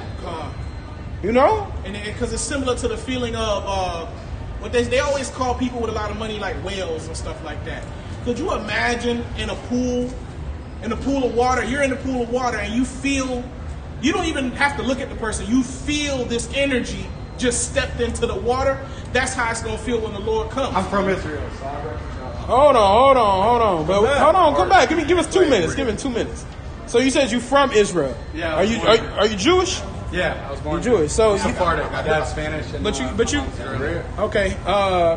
But you know, in the Bible, it says that those aren't the real Jews. Oh, I don't know, man. All I know is my parents were enslaved. Where's your father? Where though? Where were they enslaved? Huh? Were they taken as slaves by ships? No, they were enslaved by the German Nazis. See that? So the scriptures say the real Israelites, the real Jews, will be taken on slave cargo ships. Yeah, see, you guys are the real Jews that built Egypt. No, we're real. We're the only Jews. Ain't no real. You all are the fake Jews, man. You're not the real Jews according to the Bible. You said your father was Spanish. Where's he from? My mother's Spanish. Oh, your mother's Spanish. Okay. My mother's and your father's Jewish. No, but my mother's Jewish as well. My grandmother. I ain't talking about your mom. We talking about your daddy. Your father. My father's Jewish and so is my mother. Right, your mother. The hair. My dad's dark. Okay. They're not mixed. You could be an Israelite. When you first walk by, you could be an Israelite. But the thing is, the majority of those people that are staying in that land that you think are the redheads and shit. No, man, the ones with the little shits, you know, the Sephardic Jews. Oh yeah, no, they're not the real Jews. What's the Ashkenazi, whatever. They both are wicked, man. They're not the real. Get Revelation 2 real quick. One scripture, then you can leave. 2 and 9. We're gonna read you one scripture, then you can go. I read anybody. Revelation chapter 2 verse 9. I know thy works in tribulation and poverty, but thou art rich. And right, so the real Jews, he said, you know, the real Jews are in poverty. And the real, he says, but thou art rich because we're rich in faith and in spirit. Go ahead. As a chosen people. Yes.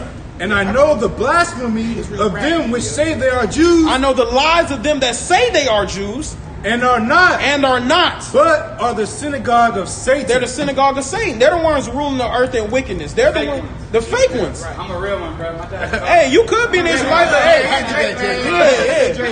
but that's because your real forefathers are so-called Black, Hispanic, or Native American. But those people in that land, they're not the real Jews. It says that they're a bastard shall dwell in Ashdod. Well, they stole that land. On my father's side, I'm Iranian, so I'm from like the Middle East area. See, you ain't helping your cause right now, bro. They all going into. If you're not an Israelite, you're going into slavery, bro. So it don't matter all that other nonsense. You can say whatever you want, but they not the real Israelites, man. The Iranian, the Arabic, all of those, the Chinese, Japanese, all of those people are enemies of God, man. But you do understand that Negroes ruled Europe. We ruled the Middle Ages. You do know that, right? We were also scattered amongst all throughout Europe and Asia. They were called the Dark Ages for a reason. It's because dark people rule. It's actually pretty intelligent. Yeah, bro. You might be an Israelite most likely, man, but it's not because of the man that you. For all my people. Hey, see, we about God's people. All right, man. So if you don't repent, man, the Lord gonna get you, man. All right, bro. Take care, man. Yeah, he a Jake.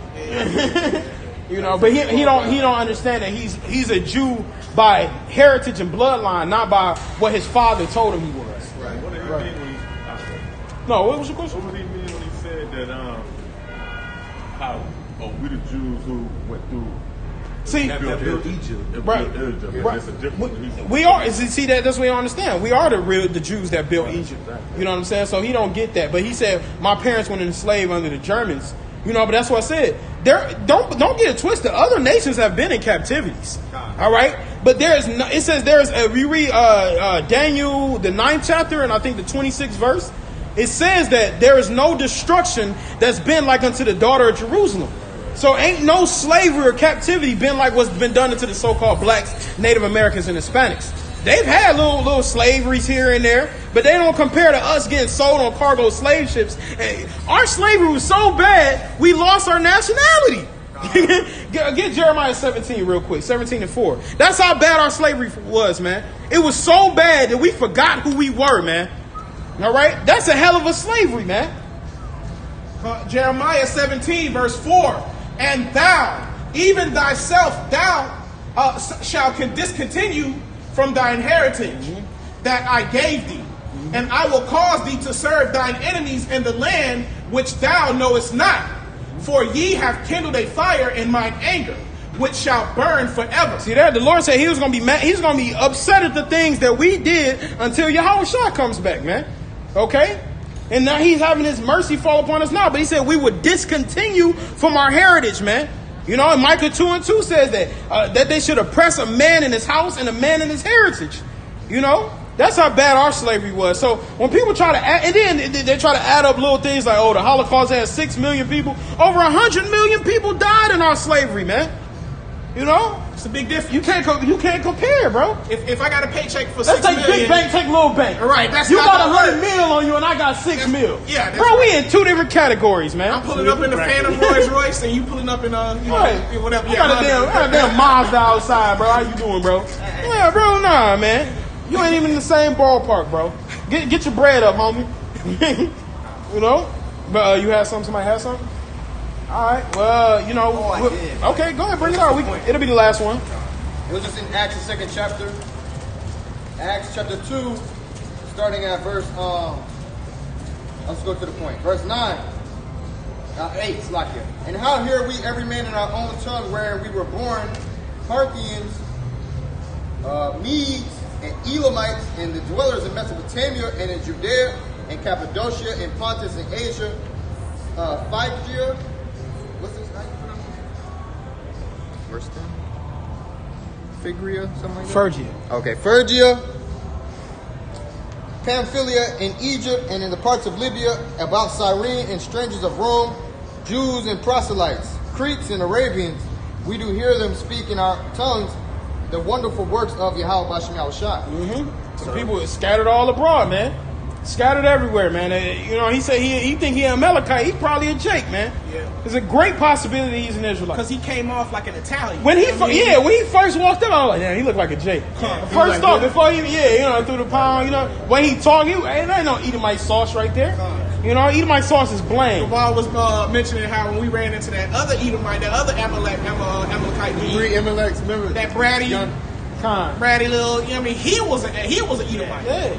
And Revelations 2:9 always make them run away. Always. You know, he ate it, you know what I'm saying? He took it what it was, man. You know, that because his spirit wasn't convicted. Right. That's why. It didn't bother him, you know what I'm saying? But they spirit be convicted when they know, because they know that they're identity thieves, man. Yeah, and like the typical Jake, I'm going to get it right. Okay. Right. Yeah, I'm going to repent. All right, man. Lord going to get your ass. Yeah. You know. But all right, we are the Hebrew Israelites coming in week and week out to prophesy the downfall of America, which is Babylon the Great, according to the Bible. We come to tell you so-called blacks, Native Americans, and Hispanics that you are the children of Israel, according to the Holy Bible. You so-called white people are going into slavery along with you other nations. We want to give all the praise, honor, and glory to Yahweh, Hashem, Hashem, double honors to the apostles and the elders of Great Millstone, and peace and mercy to the house of David, the elect. Until next time, Lord willing, shalom. Shalom. Above. And shalom to all the brothers who tuned in. Shalom.